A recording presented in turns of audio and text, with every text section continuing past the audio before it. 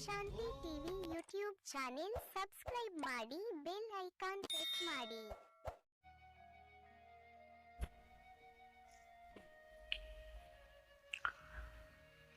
ಓಂ ಶಾಂತಿ. ನಾವೆಲ್ಲ ಆತ್ಮರು ಭ್ರೂ ಮಧ್ಯದಲ್ಲಿ ಸ್ಮೃತಿ ಸ್ವರೂಪರಾಗುತ್ತಾ ನಾವೆಲ್ಲ ಆತ್ಮರ ತಂದೆ ಪರಂಪಿತ ಶಿವಬಾಬರವರನ್ನ ಪರಮಧಾಮದಲ್ಲಿ ಸ್ಮೃತಿ ಮಾಡಿಕೊಂಡು ಪ್ರಜಾಪಿತ ಬ್ರಹ್ಮ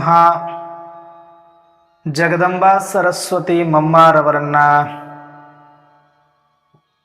ಸೂಕ್ಷ್ಮ ವತನದಲ್ಲಿ ಸ್ಮರಿಸಿಕೊಂಡು ಯಜ್ಞದ ಎಲ್ಲ ಆದಿರತ್ನರನ್ನ ನಿಮಿತ್ತ ಶಿಕ್ಷಕಿ ಅಕ್ಕಂದಿರನ್ನ ಸಮಸ್ತ ಈಶ್ವರಿಯ ಪರಿವಾರವನ್ನ ಸೂಕ್ಷ್ಮವಾಗಿ ಆಹ್ವಾನಿಸಿ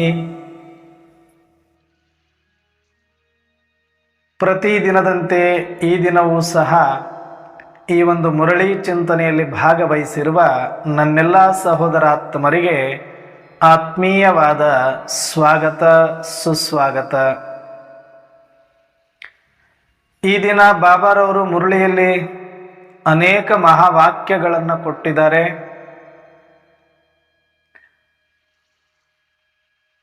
ಈ ದಿನ ವಿಶೇಷವಾಗಿ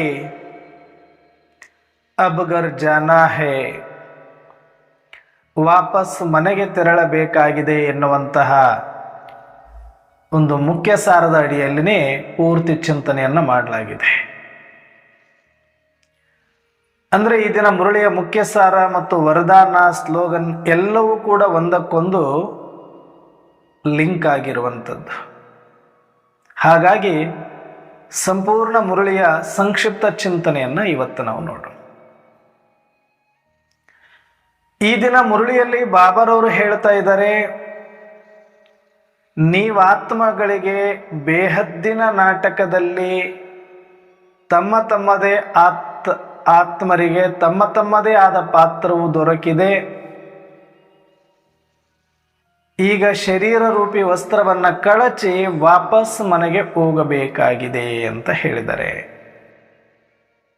ನೀವಾತ್ಮರಿಗೆ ಬೇಹದ್ದಿನ ನಾಟಕದಲ್ಲಿ ತಮ್ಮ ತಮ್ಮದೇ ಆದ ಪಾತ್ರವು ದೊರಕಿದೆ. ಈ ಪಾತ್ರದ ವೇಷವಾದ ವಸ್ತ್ರವನ್ನ, ಶರೀರ ರೂಪಿ ವಸ್ತ್ರವನ್ನ ಕಳಚಿ ವಾಪಸ್ ಮನೆಗೆ ಹೋಗಬೇಕಾಗಿದೆ ಅಂತ ಮುಖ್ಯ ಸಾರದಲ್ಲಿ. ನೆಕ್ಸ್ಟ್ ಹೇಳ್ತಾರೆ ವರದಾನದಲ್ಲಿ, ನೀವು ಸರ್ವ ಆತ್ಮರಿಗೆ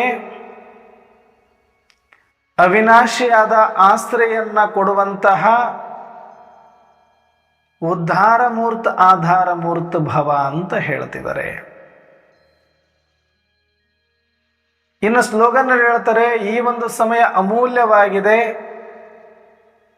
ಸಂಕಲ್ಪದಲ್ಲಿ ವ್ಯರ್ಥವನ್ನ ಮಾಡದೆ ನಿರ್ಣಯವನ್ನ ಬೇಗ ಬೇಗ ತೆಗೆದುಕೊಂಡು ಸಫಲ ಮಾಡಿಕೊಳ್ಳಿ ಅಂತ ಹೇಳ್ತಿದ್ದಾರೆ. ಅಬ್ಗರ್ ಜಾನಾ ಹೈದಿಂದ ಹಿಡಿದು ಅಬ್ ನಹಿ ತೋ ಕಬ್ ನಹಿ ಅನ್ನೋ ಥರದಲ್ಲಿ ಎಲ್ಲವನ್ನ ಇವತ್ತಿನ ಮುರಳಿಯಲ್ಲಿ ಹೇಳಿದ್ದಾರೆ.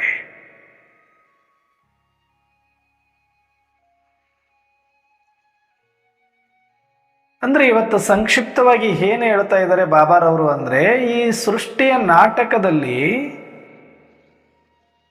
ಸಕಲ ಜೀವಾತ್ಮರು ಕೂಡ ಒಂದೊಂದು ಪಾತ್ರವನ್ನ ಮಾಡಲಿಕ್ಕೆ ನಿಗದಿಯಾಗಿದ್ದೇವೆ. ನಾವೆಲ್ಲರೂ ಕೂಡ ನಿಮಗೆ ನಿಗದಿಯಾಗಿರುವ ಪಾತ್ರವನ್ನ ಮಾಡಲಿಕ್ಕೆ ನೀವೆಲ್ಲ ಮನುಷ್ಯಾತ್ಮರು ಕೂಡ ಪರಮಧಾಮದಿಂದ ಅವತರಿತರಾಗಿದ್ದೀರಿ.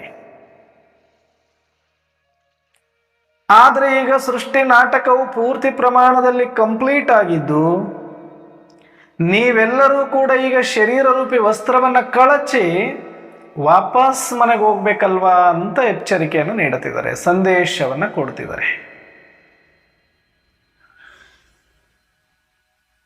ಎಲ್ಲರೂ ಹೇಳ್ತೀವಿ, ಗೊಂಬೆ ಆಡಿಸೋನು ಮೇಲೆ ಕುಂತವನೇ ಅಂತ ಆಡ್ತಾರೆ ಎಲ್ರು. ಗೊಂಬೆ ಆಡಿಸೋನು ಮೇಲೆ ಕುಂತಾನೆ ಅಂತ ಹೇಳ್ತಾರೆ, ಆಟ ಆಡಿಸೋನು ಮೇಲೆ ಕುಂತಾನೆ ಅಂತ ಹೇಳ್ತಾರೆ. ಆದರೆ ಇವತ್ತು ಅದಕ್ಕೆ ಅಪವಾದವೆನ್ನುವಂತೆ ಸ್ವಯಂ ಪರಮಾತ್ಮ ಶಿವ ತಂದೆ ಆಟ ಸಾಕು ಮಾಡಿಸ್ಲಿಕ್ಕೆ ಬಂದವರು. ಆಟ ಆಡಿಸ್ಲಿಕ್ಕೆ ಬಂದವರಲ್ಲ. ಆಟ ಆಡಿದ್ದು ನಾವು, ಆಟ ಆಡಿಸಿದ್ದು ಸಮಯ, ಆಟ ಆಡಿಸಿದ್ದು ಡ್ರಾಮಾ, ಆಟ ಆಡಿಸಿದ್ದು ನಿಯಮ. ಆದ್ರೆ ಆರೋಪ ಯಾರ ಮೇಲೆ ಮಾಡ್ತೀವಿ? ಪರಮಾತ್ಮನ ಮೇಲೆ. ಪಾಪ ಪರಮಾತ್ಮನ ಕರ್ತವ್ಯ ಏನಾಗಿದೆ? ಈ ಆಟ ಮುಗಿಯುವ ಸಮಯದಲ್ಲಿ ನಾವು ಆತ್ಮರಿಗೆ ಸ್ಮೃತಿಯನ್ನ ಕೊಟ್ಟು ಪಾತ್ರದ ಅಭಿಮಾನವನ್ನ, ದೇಹದ ಹುಚ್ಚನ್ನ ಬಿಡಿಸಿ ನಿರ್ಮೋಹಿಗಳನ್ನಾಗಿ ಮಾಡಿ ವಾಪಸ್ ಮನೆಗೆ ಕರೆದುಕೊಂಡು ಹೋಗಿ ಆಟದಿಂದ ಮುಕ್ತರನ್ನಾಗಿ ಮಾಡಲಿಕ್ಕೆ ಪರಮಾತ್ಮ ಬಂದಿದ್ರು ಕೂಡ ಗೊಂಬೆ ಆಡಿಸೋನು ಮೇಲೆ ಕುಂತವನೇ ಅಂತ ಆರೋಪ ಮಾಡ್ತೀವಿ. ಏನ್ ಮಾಡಬೇಕು? ಪರಮಾತ್ಮ ಆಡ್ಸೋರು ಆಟ ನಿಲ್ಲಿಸೋರು ಅಂತ ಜಗತ್ತಿಗೆ ಗೊತ್ತಿಲ್ಲ. ಬಹುತೇಕ ಇಲ್ಲಿಯ ತನಕ ಬಂದಿರುವಂತ ಎಲ್ಲಾ ಧರ್ಮಾತ್ಮರು, ಅಬ್ರಾಹಿಂನಿಂದ ಹಿಡಿದು ಯೇಸು ಕ್ರಿಸ್ತ, ಬುದ್ಧ, ಮಹಾವೀರ, ಗುರುನಾನಕರು, ಬಸವಣ್ಣನ ಆದಿಯಾಗಿ ಅನೇಕ ಧರ್ಮಾತ್ಮರು, ಮಹಾತ್ಮರು, ಸಂತರು, ಶರಣರು ಈ ಧರೆಯಲ್ಲಿ ಬಂದಿದ್ದು ಆಟ ಆಡಿಸ್ಲಿಕ್ಕೆ. ಅವರು ಕರ್ಮ ಫಿಲಾಸಫಿಯನ್ನ ಹೇಳಿ ಚಂದ ಆಟ ಆಡಬೇಕು, ನೀವು ಚಂದ ಆಟ ಆಡಬೇಕು ಅಂತ ಹೇಳಿದ್ರು. ಆದ್ರೆ ಈಗ ಇತ್ತೀಚೆಗೆ ಬಂದಿರತಕ್ಕಂಥ ಒಂದಷ್ಟು ಸನ್ಯಾಸ ಧರ್ಮ ಆಗಿರ್ಬೋದು ಅಥವಾ ಶಂಕರಾಚಾರ್ಯರಿಂದ ಹಿಡಿದು ಈಚೆಗೆ ಬಂದಿರುವಂಥದ್ದು ಎಲ್ಲವೂ ಕೂಡ ಆಟ ನಿಲ್ಲಿಸುವ ಪ್ರಯತ್ನ, ಮುಕ್ತಿ ಮಾರ್ಗವನ್ನು ಬೋಧಿಸುವಂಥದ್ದು ಆರಂಭ ಆಗತ್ತೆ. ತುಂಬ ವೈರಾಗ್ಯ ಮಾರ್ಗ, ಹಠಯೋಗದ ಮಾರ್ಗ, ಸಾಕು ಈ ಸಂಸಾರದ ಜಂಜಾಟ, ಇದು ಮಾಯೆಯಾಗಿದೆ, ಮಾಯೆ ಬಲೆ ಆಗಿದೆ, ಇದು ಕಾಗವಿಷ್ಟ ಸಮಾನವಾಗಿದೆ ಅಂತ ಈ ಆಟದ ಮೇಲೆ ನಮಗೆಲ್ಲರಿಗೂ ವೈರಾಗ್ಯ ಬರುವಂತೆ ಮಾಡಿ ಆಟವನ್ನ ಸಾಕು ಮಾಡಿಸ್ಲಿಕ್ಕೆ ಒಂದಷ್ಟು ಜನಗಳು ಬಂದು ಸಾಕು ಸಾಕು ಸಾಕು ಅಂತ ಹೇಳೋದನ್ನ ಸ್ಟಾರ್ಟ್ ಮಾಡಿದ್ರು. ಆದ್ರೆ ಅವ್ರು ಯಾರಿಗೂ ಕೂಡ ಪೂರ್ತಿಯಾಗಿ ಇದನ್ನ ನಿಲ್ಲಿಸ್ಲಿಕ್ಕೆ ಅಥವಾ ಇದರಿಂದ ಬಿಡಿಸಿ ಕರ್ಕೊಂಡು ಹೋಗ್ಲಿಕ್ಕೆ ಸಾಧ್ಯ ಆಗಿರ್ಲಿಲ್ಲ. ಆದ್ರೆ ಪರಮಾತ್ಮ ಬಂದು ಈ ಒಂದು ಸಂದೇಶ ಕೊಟ್ಟಾಗ ಜನಗಳಿಗೆ ಅರ್ಥ ಆಗಬೇಕು ಅಂದ್ರೆ ಮೊದಲು ಅಲ್ಫಾಬೆಟ್ಸ್ ಕಲಿಸ್ಬೇಕಾಗತ್ತೆ. ಮಕ್ಕಳಿಗೆ ಪಾಠ ಮಾಡಬೇಕು ಅಂದ್ರೆ ಅಲ್ಫಾಬೆಟ್ಸ್ ಕಲಿಸಿರ್ಬೇಕಾಗತ್ತೆ. ಅಂಗನವಾಡಿಯಲ್ಲಿ ಅ ಆ ಇ ಕಲಿತಿರಬೇಕು. 1ನೇ ತರಗತಿಗೆ ಹೋದ್ಮೇಲೆ ಶಬ್ದ ವಾಕ್ಯ ಮಾಡೋದನ್ನ ರೂಢಿ ಮಾಡಿಕೊಂಡಿರಬೇಕು. ಅದಾದ ಮೇಲೆ ಒಬ್ಬ ಪಾಠ ಮಾಡುವ ಮೇಷ್ಟ್ರು ಬಂದು ಪಾಠ ಮಾಡಿದ್ರೆ ಅದು ಮಿಡ್ಲ್ ಹೈಸ್ಕೂಲಲ್ಲಿ ಆಗಿರ್ಬೋದು, ಹೈಸ್ಕೂಲಲ್ಲಿ ಆಗಿರ್ಬೋದು, ಕಾಲೇಜಲ್ಲಿ ಆಗಿರ್ಬೋದು, ಯೂನಿವರ್ಸಿಟಿಯಲ್ಲಿ ಆಗಿರ್ಬೋದು, ಎಂಥದ್ದೇ ಪಾಠ ಮಾಡಿದ್ರು ಅರ್ಥ ಆಗಬೇಕು ಅಂದ್ರೆ ಮೊದಲು ಬೇಸಿಕ್ ನಾಲೆಜನ್ನ ಅಥವಾ ಬೇಸಿಕ್ ಅನ್ನ ಹಾಕಿರಬೇಕಾಗತ್ತೆ ಒಂದಷ್ಟು. ಅದೇ ತರ ಸುಮಾರು 1000 ವರ್ಷಗಳಿಂದ ವೈರಾಗ್ಯ ಬೋಧನೆಯನ್ನ ಮಾಡ್ತಾ, ಮುಕ್ತಿ ಮಾರ್ಗದ ಕುರಿತಾಗಿ ಮಾತಾಡ್ತಾ, ಈ ಸಂಸಾರವನ್ನ ಮಾಯೆ ಅಂತ ಕರಿತಾ, ಸಂಸಾರದಲ್ಲೇ ಮುಳುಗಬೇಕು, ಸಂಸಾರದಲ್ಲೇ ಹಿಂಗಾಗಬೇಕು ಹಂಗಾಗಬೇಕು, ಏನೇ ತಪಸ್ಸು ಮಾಡಿದ್ರು ಕೂಡ ಪುರಾಣಗಳಲ್ಲಿ ಬರುವಂಥದ್ದೆಲ್ಲವೂ ಕೂಡ ಇಚ್ಛೆಗಳನ್ನು ಪೂರೈಸಿಕೊಳ್ಳೋದಕ್ಕಾಗಿಯೇ ಶಿವನನ್ನ ಅಥವಾ ಪರಮಾತ್ಮನನ್ನ ನೆನಪು ಮಾಡುವ ಕಥೆಗಳೇ ಹೆಚ್ಚಾಗಿತ್ತು. ಆದರೆ ಮುಕ್ತಿ ಮಾರ್ಗಕ್ಕಾಗಿ ಇತ್ತೀಚಿನ ದಿನಗಳಲ್ಲಿ ಸುಮಾರು 1000 ವರ್ಷ ಅಂದ್ರೂ ತುಂಬ ಹಳೇದಾಗತ್ತೆ. ಆದರೆ 500 ವರ್ಷಗಳು ಬಲೆ ಶರಣರಿಂದನೂ ಕೂಡ ಇದು ಮುಕ್ತಿ ಮಾರ್ಗ ಆರಂಭ ಆಯಿತು ಅಂತ ಹೇಳ್ಬೋದು. ಆದರೆ ಶರಣರು ಕೂಡ ಯಾವತ್ತು ಸಂಸಾರದ ಬಗ್ಗೆ ಒಂದಷ್ಟು ಕೂಡ ಅವರು ಎಲ್ಲಿಯೂ ಕೂಡ ಅಪವಾದ ಮಾಡಲಿಲ್ಲ, ಅದು ಬಂಧನ ಅಂತ ಅನ್ನಲಿಲ್ಲ. ಹೆಣ್ಣು ಮಾಯೆ ಎಂಬರು ಹೆಣ್ಣು ಮಾಯೆಯಲ್ಲ, ಒನ್ನು ಮಾಯೆ ಎಂಬರು ಒನ್ನು ಮಾಯೆಯಲ್ಲ, ಮಣ್ಣು ಮಾಯೆ ಎಂಬರು ಮಣ್ಣು ಮಾಯೆಯಲ್ಲ. ಇವು 3 ಜಗಕ್ಕೆ ಇತ್ತಿದ ವಿಧಿ, ಮನದ ಮುಂದಣ ಆಸೆ ಮಾಯೆ ನೋಡ ಅಂತ ಹೇಳ್ತಾರೋ. ಅಂದ್ರೆ ಬಸವಾದಿ ಶರಣರು ಬರೋದಕ್ಕಿಂತ ಮುಂಚೆನೆ ಒಂದಷ್ಟು ವೈರಾಗ್ಯ ಮಾರ್ಗ ಆರಂಭ ಆಗಿತ್ತು ಅಂದ್ರೆ ಸುಮಾರು ಒಂದು 1500 ವರ್ಷಗಳು, ಅರ್ಥಾತ್ ಶಂಕರಾಚಾರ್ಯರಿಂದ ಸ್ವಲ್ಪ ಆರಂಭ ಆಯಿತು ಅಂತ ನಾವು ತಿಳ್ಕೊಳ್ಬಹುದು. ಅಲ್ಲಿಂದ ಇಲ್ಲಿಯ ತನಕ ಯಾವುದೆಲ್ಲ ಸನ್ಯಾಸ ಮಾರ್ಗ ಇದೆ, ಸಾಧು ಸತ್ಪುರುಷರ ಮಾರ್ಗ ಇದೆ, ಗುರು ಶಿಷ್ಯ ಪರಂಪರೆಯಲ್ಲಿ ಆ ಮುಕ್ತಿ ಮಾರ್ಗದ ಬೋಧನೆಯನ್ನ ಹೇಳ್ತಾ ಬರ್ತಾರೆ ಶಿಷ್ಯರಿಗೆ. ಅಂದ್ರೆ ಅಲ್ಲಿಯೇ ಈ ವೈರಾಗ್ಯದ ಮಾತುಗಳು ಆರಂಭ ಆಗುತ್ತು. ಈ ಅಲ್ಫಾಬೆಟ್ಸ್ ಅನ್ನ ಕಲಿಸುವಂತ ಕೆಲಸವನ್ನ ಅನೇಕ ಸಂತರಿಂದ, ಸನ್ಯಾಸಿಗಳಿಂದ, ಸಾಧು ಸತ್ಪುರುಷರಿಂದ ಆಯಿತು ಅಂತಾನೆ ನಾವು ಹೇಳಬಹುದು. ಆದರೆ ಅವರು ಕೂಡ ಅಂಗನವಾಡಿಗೆ ಮಾತ್ರ ಸೀಮಿತ ಆಗಿದ್ರು. ಮುಂದೆ ಎಲ್ಲಿಗೆ ಹೋಗಬೇಕಿದ್ರೆ ನಿಲ್ಲಿಸು ಅಂತ ಹೇಳ್ತಾರೆ. ನಿಜ, ನಿಲ್ಲಿಸಿದ ಮೇಲೆ ಏನು ಮಾಡಬೇಕು, ಎಲ್ಲಿಗೆ ಹೋಗಬೇಕು, ಹೇಗೆ ಹೋಗಬೇಕು, ನೇತಿ ನೇತಿ ನೇತಿ ನೇತಿ ಅಂದರೆ ಏನೂ ಗೊತ್ತಿಲ್ಲ ನಮಗೆ. ಮುಂದೆ ಇಷ್ಟೇ ನಮ್ಮ ಕೆಲಸ, ಇಷ್ಟೇ. ಏನೋ ಇದ್ರಾಗ ಏನೂ ಇಲ್ಲಪ್ಪ, ಈ ಸಂಸಾರ ಏನೂ ಇಲ್ಲ, ಬಿಟ್ಟು ಬಿಡ್ರಿ, ಜಂಜಾಟ, ಇದೇ ದುಃಖಕ್ಕೆ ಕಾರಣ. ಇಷ್ಟು ಹೇಳಕ್ ನಮಗೆ ಬಂದಿದ್ದೀವಿ, ಇಷ್ಟು ಹೇಳ್ತಾ ಇದೀವಿ. ಮುಂದೆ ಎಲ್ಲಿಗೆ ಹೋಗ್ಬೇಕು ನಮಗೆ ಗೊತ್ತಿಲ್ಲ. ಅದರಲ್ಲಿ ಲೀನ ಆಗಿಬಿಡ್ಬೇಕಂದ್ರು, ಅದರಲ್ಲಿ ಕರಗಿ ಬಿಡ್ಬೇಕಂದ್ರು, ಅದರಲ್ಲಿ ಮುಳುಗಿ ಬಿಡ್ಬೇಕಂದ್ರು, ಇಲ್ಲದಂಗೆ ಆಗಿಬಿಡ್ಬೇಕಂದ್ರು, ಬಯಲಾಗ್ಬಿಡ್ಬೇಕಂದ್ರು. ಯಾಕೆ ಅಂದ್ರೆ ಯಥಾರ್ಥವಾಗಿ ಈ ತ್ರಿಲೋಕ ಜ್ಞಾನ, ತ್ರಿಕಾಲ ಜ್ಞಾನ ಒಬ್ಬ ಪರಮಾತ್ಮನಿಗೆ ಬಿಟ್ಟರೆ ಯಾವುದೇ ಧರ್ಮಾತ್ಮ, ಮಹಾತ್ಮ, ಸಂತ, ಶರಣರ ಪಾತ್ರದಾಗಿಲ್ಲದೆ ಇರೋದ್ರಿಂದ ವೈರಾಗ್ಯದ ಬೇಸಿಕ್ಕನ್ನು ಹಾಕಿದ್ರು ಬಿಟ್ಟರೆ ಯಾರೂ ಕೂಡ ಪರ್ಟಿಕ್ಯುಲರ್ ಆಗಿ ಅದರ ಮಾರ್ಗವನ್ನು ತೋರಿಸ್ಲಿಕ್ಕೆ ಸಾಧ್ಯ ಆಗಲಿಲ್ಲ. ಹಾಗಾಗಿಯೇ ಸ್ವಯಂ ಸೃಷ್ಟಿಕರ್ತ ಪರಮಶಿವ ಪರಮಾತ್ಮ ಶಿವ ತಂದೆನೇ ಅಜನ್ಮ ಅಖಾಯ ಅಭೋಕ್ತನಾಗಿದ್ರು ಪ್ರಜಾಪಿತ ಬ್ರಹ್ಮಾರವರ ಶರೀರದಲ್ಲಿ ಬಂದು ತ್ರಿಕಾಲ ಜ್ಞಾನ, ತ್ರಿಲೋಕ ಜ್ಞಾನ, ಆತ್ಮ ಪರಮಾತ್ಮರ ಜ್ಞಾನವನ್ನು ಯಥಾರ್ಥವಾಗಿ ತಿಳಿಸಿ ಮುಕ್ತಿಯ ಮಾರ್ಗವನ್ನು ತೋರಿಸಿರುವ ಕಾರಣ, ಭವಬಂಧನದಿಂದ ಎಲ್ಲರನ್ನ ಬಿಡಿಸಿರುವ ಕಾರಣ ಮುಕ್ತೇಶ್ವರ ಅಂತ ಎಲ್ಲರೂ ಕೂಗ್ತಾ ಇದ್ದೇವೆ. ಅಲ್ಲಾ ಅಂತ ಒಬ್ರು, ಗಾಡ್ ಅಂತ ಒಬ್ರು, ಯೆಹೋವಾ ಅಂತ ಒಬ್ರು, ಪರಂಜ್ಯೋತಿ ಅಂತ ಒಬ್ರು, ಶಿವ ಅಂತ ಒಬ್ರು. ನಾವೆಲ್ಲರೂ ಆ ಒಬ್ಬ ಸಬ್ಕಾ ಮಾಲಿಕ್ ಏಕ್ ಅಂತ ನಾವು ಆತನನ್ನ ಕರಿತಾ ಇದ್ದೀವಿ. ಅವರೇ ಬಂದು ಈಗ ನಮಗೆ ಮುಕ್ತಿ ಮಾರ್ಗವನ್ನು ತೋರಿಸ್ತಾ ಇದ್ದಾರೆ.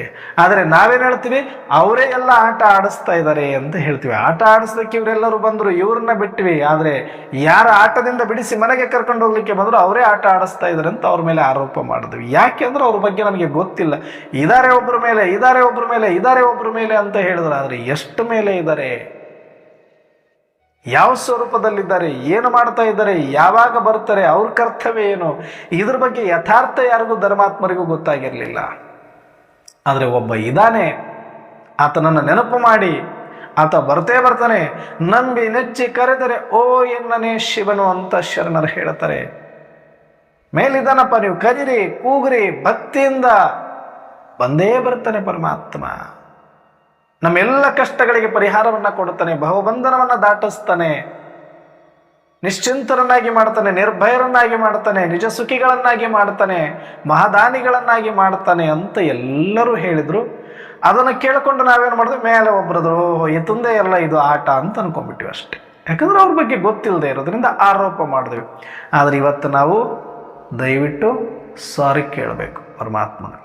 ಏನೆಲ್ಲ ತಿಳಿಯದೆ ತನ್ನ ಮೇಲೆ ಆರೋಪವನ್ನು ನಾವು ಪರಮಾತ್ಮನ ಮೇಲೆ ಮಾಡಿದ್ರು ಕೂಡ ಇವತ್ತು ಮತ್ತೆ ಕರುಣಾಸಾಗರನಾಗಿ, ಪ್ರೇಮ ಸಾಗರನಾಗಿ, ದಯಾಸಾಗರನಾಗಿ, ದುಃಖಹರ್ತ ಸುಖಕರ್ತನಾಗಿ, ಮುಕ್ತಿದಾತನಾಗಿ ಮತ್ತೆ ನಮ್ಮನ್ನೆಲ್ಲ ಉದ್ಧಾರ ಮಾಡಲಿಕ್ಕೆ, ನಾವು ಮಕ್ಕಳಿಗೆ ಮುಕ್ತಿಯನ್ನು ತೋರಿಸ್ಲಿಕ್ಕೆ, ಮುಕ್ತಿಯನ್ನು ಕರುಣಿಸ್ಲಿಕ್ಕೆ ಮುಕ್ತೇಶ್ವರನಾಗಿ ಸ್ವಯಂ ಪರಂಪಿತ ಪರಮಾತ್ಮ ಶಿವ ತಂದೆ ಬಂದಿದ್ದಾರೆ. ಹಾಗಾಗಿ ಇಲ್ಲಿಯ ತನಕ ನಮಗೆ ತಿಳಿಯದು ಎಷ್ಟೋ ಆರೋಪಗಳನ್ನು ಮಾಡಿದೀವಿ. ನಮಗೆ ಕಷ್ಟ ಕೊಟ್ಟವರು ನೀವೇ, ನಮಗೆ ತೊಂದರೆ ಮಾಡಿದವರು ನೀವೇ, ನಮಗೆ ಪೂರ್ತಿ ಸಾಕಾಗಿ ಬೇಜಾರಾಗಿ ಹೋದಾಗ ನಿನ್ನನ್ನು ಬೈಕೊಂಡಿದ್ದೀವಿ, ನಿನ್ನ ಮೇಲೆ ಅನೇಕ ಆರೋಪಗಳನ್ನು ಮಾಡಿದೀವಪ್ಪ ತಿಳಿಯದೆ, ದಯವಿಟ್ಟು ಕ್ಷಮಿಸಿಬಿಡು ಶಿವ ತಂದೆ ಅಂತ ಅಪ್ಪನೇ ಆಗಿದ್ದರೂ ಕೂಡ ನಿರಾಕಾರ ಶಿವನಲ್ಲಿ ನಾವು ಕ್ಷಮೆಯನ್ನು ಕೇಳಲೇಬೇಕಾಗಿದೆ. ಯಾಕಂದ್ರೆ ನಮ್ಮನ್ನು ಬಿಡಿಸುವವರನ್ನ ನಮ್ಮ ಬಂಧನಕ್ಕೆ ಕಾರಣ ಆಗಿರೋರು ಅಂತ ಅನ್ನೋದು ಎಷ್ಟರ ಮಟ್ಟಿಗೆ ಸರಿ ಇದೆ, ಎಂಥ ಅಪವಾದ ಮತ್ತು ನನ್ನ ಎಂಥ ತಪ್ಪು ಆಗುತ್ತೆ ಇದು. ಹಾಗಾಗಿ ಇವತ್ತು ನಾವು ಇದನ್ನೆಲ್ಲ ತಿಳ್ಕೊಂಡಿದ್ದೀವಿ ಅಂದ ಮೇಲೆ ಪರಮಾತ್ಮನಲ್ಲಿ ನಾವು ಸಾರಿಯನ್ನು, ಕ್ಷಮೆಯನ್ನು ಕೇಳಿ ಇವತ್ತು ಬಾಬರವರು ಮುಖ್ಯ ಸಾರದಲ್ಲಿ ಹೇಳಿದಂತೆ ನಾವೆಲ್ಲ ಆತ್ಮರಿಗೆ ಈ ಸೃಷ್ಟಿ ನಾಟಕದಲ್ಲಿ ಭಿನ್ನ ಭಿನ್ನವಾದ ನಮ್ಮದೇ ಆದಂಥ ಒಂದೊಂದು ಪಾತ್ರವೇನು ಸಿಕ್ಕಿದೆ. ಈಗ ಪಾತ್ರವನ್ನು ಮುಗಿಸಿಕೊಂಡು ದೇಹರೂಪಿ ವಸ್ತ್ರವನ್ನು ಕಳಚಿಕೊಂಡು ಮತ್ತೆ ನಾವು ಆತ್ಮ ಸ್ವರೂಪದಲ್ಲಿ ಪರಮಧಾಮಕ್ಕೆ ತೆರಳಬೇಕಾಗಿದೆ. ಮಕ್ಕಳೇ, ಬಿಟ್ಟುಬಿಡಿ ಈ ದೇಹದ ಮೇಲಿನ ಮೋಹವನ್ನು, ವ್ಯಾಮೋಹವನ್ನು ಬಿಟ್ಟುಬಿಡಿ, ಈ ಸಂಬಂಧಗಳ ಮೇಲಿನ ಮೋಹ ಭಯವನ್ನು, ಸಂಪತ್ತಿನ ಮೇಲಿನ ಹೆಸರು ಕೀರ್ತಿಯ ಮೇಲಿನ ಆಸೆಯನ್ನು ಬಿಟ್ಟುಬಿಡಿ. ಸಾಕಿದು ಆಟಕ್ಕಾಗಿ ಸಿಕ್ಕಿದ್ದು, ಆಟಕ್ಕಾಗಿ ಆಡಿದ್ದು. ಮಕ್ಕಳು ಆಟ ಮುಗಿದ ಮೇಲೆ ಆಟ ಗುಟ್ಟ ಜೈ ಅಂತ ಕಾಲಿನೋದು ಹೆಂಗೆ ಹೋಗ್ಬಿಡ್ತಾರೋ ಹಾಗೆ ಬನ್ನಿ ಮಕ್ಕಳೇ, ಇದು ಸುಮ್ಮನೆ ಆಟ ಆಡಿದ್ದು. ಅಲ್ಲಿದೆ ನಮ್ಮ ಮನೆ, ಇಲ್ಲಿಗೆ ಬಂದೆವು ಸುಮ್ಮನೆ ಅಂತ ಹೇಳ್ತಿದ್ರಿ ಅಲ್ವಾ. ಆ ಥರ ಸುಮ್ಮನೆ ಆಡಿರೋದು. ಇಲ್ಲಿ ಯಾರು ರಾಜನೂ ಇಲ್ಲ, ಪೊಲೀಸ ಇಲ್ಲ, ಕಳ್ಳ ಇಲ್ಲ, ಪಾಪಿ ಇಲ್ಲ, ಪುಣ್ಯಾತ್ಮ ಇಲ್ಲ, ಧರ್ಮಾತ್ಮ ಇಲ್ಲ, ಏನೂ ಇಲ್ಲ. ಎಲ್ಲರೂ ನೀವು ನನ್ನ ಮಕ್ಕಳೇನೆ. ಎಲ್ಲರೂ ಒಂದೊಂದು ಪಾತ್ರ ಅಭಿನಯಿಸಿರುವ ಪಾತ್ರಧಾರಿಗಳಷ್ಟೇ ನೀವು. ಎಲ್ಲರ ಪಾತ್ರವೂ ತುಂಬ ಅಚ್ಚುಕಟ್ಟಾಗಿ ಮೂಡಿ ಬಂದಿದೆ ಮಕ್ಕಳೇ. ಇಲ್ಲಿ ಡ್ರಾಮಾ ನಿರ್ದೋಷ, ನೀವು ಮಕ್ಕಳು ನಿರ್ದೋಷ. ಯಾಕಂದರೆ ಇದು ನಾಟಕ ಅನಾದಿ ನಿಯಮ ಅನುಸಾರ ನಡೆದಿರುವಂಥದ್ದು. ಇಲ್ಲಿ ಯಾರದ್ದೊಬ್ಬರದ್ದು ಕೂಡ ದೋಷ ಅನ್ನೋದು ಇರಲಿಕ್ಕೆ ಸಾಧ್ಯ ಇಲ್ಲ. ಹಾಗಾಗಿ ಅವಿನಾಶಿ ನಾಟಕದೊಳಗಡೆ ನೀವು ಅವಿನಾಶಿ ಪಾತ್ರಧಾರಿಗಳಾಗಿದ್ದೀರಿ ಮಕ್ಕಳೇ. ನಾನು ಅವಿನಾಶಿ ತಂದೆ ಈಗ ಅವಿನಾಶಿ ಮನೆಗೆ ಕರೆದುಕೊಂಡು ಹೋಗ್ಲಿಕ್ಕೆ ಬಂದಿನಪ್ಪ. ನೀವೆಲ್ಲರೂ ಬನ್ನಿ, ಆಟ ಬಿಟ್ಬಿಡಿ, ಸಾಕು ಮಾಡಿ. ಹೇಗೆ ಮಕ್ಕಳು ಆಟ ಆಡಲಿಕ್ಕೆ ಮನೆಯಿಂದ ಹೊರಗಡೆ ಹೋಗ್ತವೆ, ಫ್ರೆಂಡ್ಸ್ ಗೆಳೆಯರ ಹತ್ರ ಸೇರ್ತವೆ, ಏನೋ ಮರದ ಹತ್ರ ಆಟ ಆಡ್ಕೊಳ್ತೇವೆ, ಕಲ್ಲು ಮಣ್ಣುಗಳ ಹತ್ರ ಆಟ ಆಡ್ಕೊಳ್ತವೆ, ಎಲೆಗಳ ಹತ್ರ ಆಟ ಆಡ್ಕೊಳ್ತವೆ, ಕಟ್ಟಿಗೆ ಇಟ್ಕೊಂಡು ಆಟ ಆಡ್ತವೆ, ಮರದ ಮೇಲೆ ಹತ್ಕೊಂಡು ಆಟ ಆಡ್ತವೆ. ಏನೆಲ್ಲ ಆಟ ಆಡೋದು, ಹೇಳೋದು, ಬೀಳೋದು, ಅಳೋದು, ಕರೆಯೋದು ಎಲ್ಲ ಮಾಡ್ತವೆ. ಬಟ್ ಎಷ್ಟೇ ತಾಯಿ ಕರೆದ್ರು ಇಲ್ಲ, ಮತ್ತೆ ಅಲ್ಲೇ ಬೇಕು. ಯಾಕಂದ್ರೆ ಆ ಗೆಳೆಯರ ಸಂಘ ಅಷ್ಟು ರುಚಿ. ಬಿದ್ದರೂ ಪರವಾಗಿಲ್ಲ, ಪೆಟ್ಟು ತಿಂದರೂ ಪರವಾಗಿಲ್ಲ, ಆ ಒಂದು ಗೆಳೆಯರ ಜೊತೆ ಆಟ ಆಡೋದ್ರಲ್ಲಿರುವ ಸುಖ ಮನೆಯಲ್ಲೂ ಇಲ್ಲ ಅಂತ ಮಕ್ಕಳಿಗೆ ಅನಿಸಿಬಿಡುತ್ತೆ. ಅಮ್ಮನ ಜೊತೆನೂ ಎಷ್ಟೊತ್ತ ಹಾಲು ಕುಡಿಬೇಕಾದಾಗ ಅಮ್ಮನ ಹತ್ರ ಹೋಗೋದು, ಊಟ ಮಾಡಬೇಕಾದ್ರೆ ಅಮ್ಮನ ಹತ್ರ ಹೋಗೋದು, ಆದ್ರೆ ಕುಡಿದ ತಕ್ಷಣವೇ ಆಟದಲ್ಲೇ ಮಜಾ ನನಗಿರೋದು ಅಂತ ಮಕ್ಕಳು ಹೇಗೆ ಮಜವನ್ನು ಆಟದಲ್ಲಿ ಕಂಡುಕೊಳ್ತವೆಯೋ ಹಾಗೆ ನೀವು ಮಕ್ಕಳು ನಿಜ ಮನೆಯನ್ನು ಬಿಟ್ಟು, ನಿಜ ತಂದೆಯನ್ನು ಬಿಟ್ಟು ಬಂದಿದ್ದೀರಿ. ಆಟ ಆಡಿದಿರಿ, ಪೆಟ್ಟು ತಿಂದಿದ್ದೀರಿ, ಎಲ್ಲ ನೋವು ನಲಿವು. ಆದರೂ ಕೂಡ ಇದರಿಂದ ಬಿಡಿಸ್ಕೊಳ್ಳೋಕೆ ನಿಮಗೆ ಮನಸ್ಸಿಲ್ವಲ್ಲ ಮಕ್ಕಳೇ. ಸಾಕು, ಮುಗಿತು. ಈಗ ಆಟ ಬಿಟ್ಟು ಬಿಡಿ, ಕೆಡಿಸಿಬಿಡಿ, ವೇಷ ಕಳಚಿಕೊಂಡು ಬಿಡಿ, ಬಣ್ಣ ಅಳಿಸಿಕೊಂಡು ಬಿಡಿ, ವಾಪಸ್ ಮನೆಗೆ ಹೋಗೋಣ ಅನ್ನುವಂಥ ಒಂದು ರಿಕ್ವೆಸ್ಟ್ ಲೆಟರ್ ಅನ್ನಬಹುದು, ಅಥವಾ ಆಜ್ಞೆ ಅನ್ನಬಹುದು, ಅಥವಾ ತಾಯಿಯ ಹಾಗೆ ಹೃದಯದ ಮಿಡಿತದಿಂದ ಕರೆತಾ ಇರ್ಬೋದು.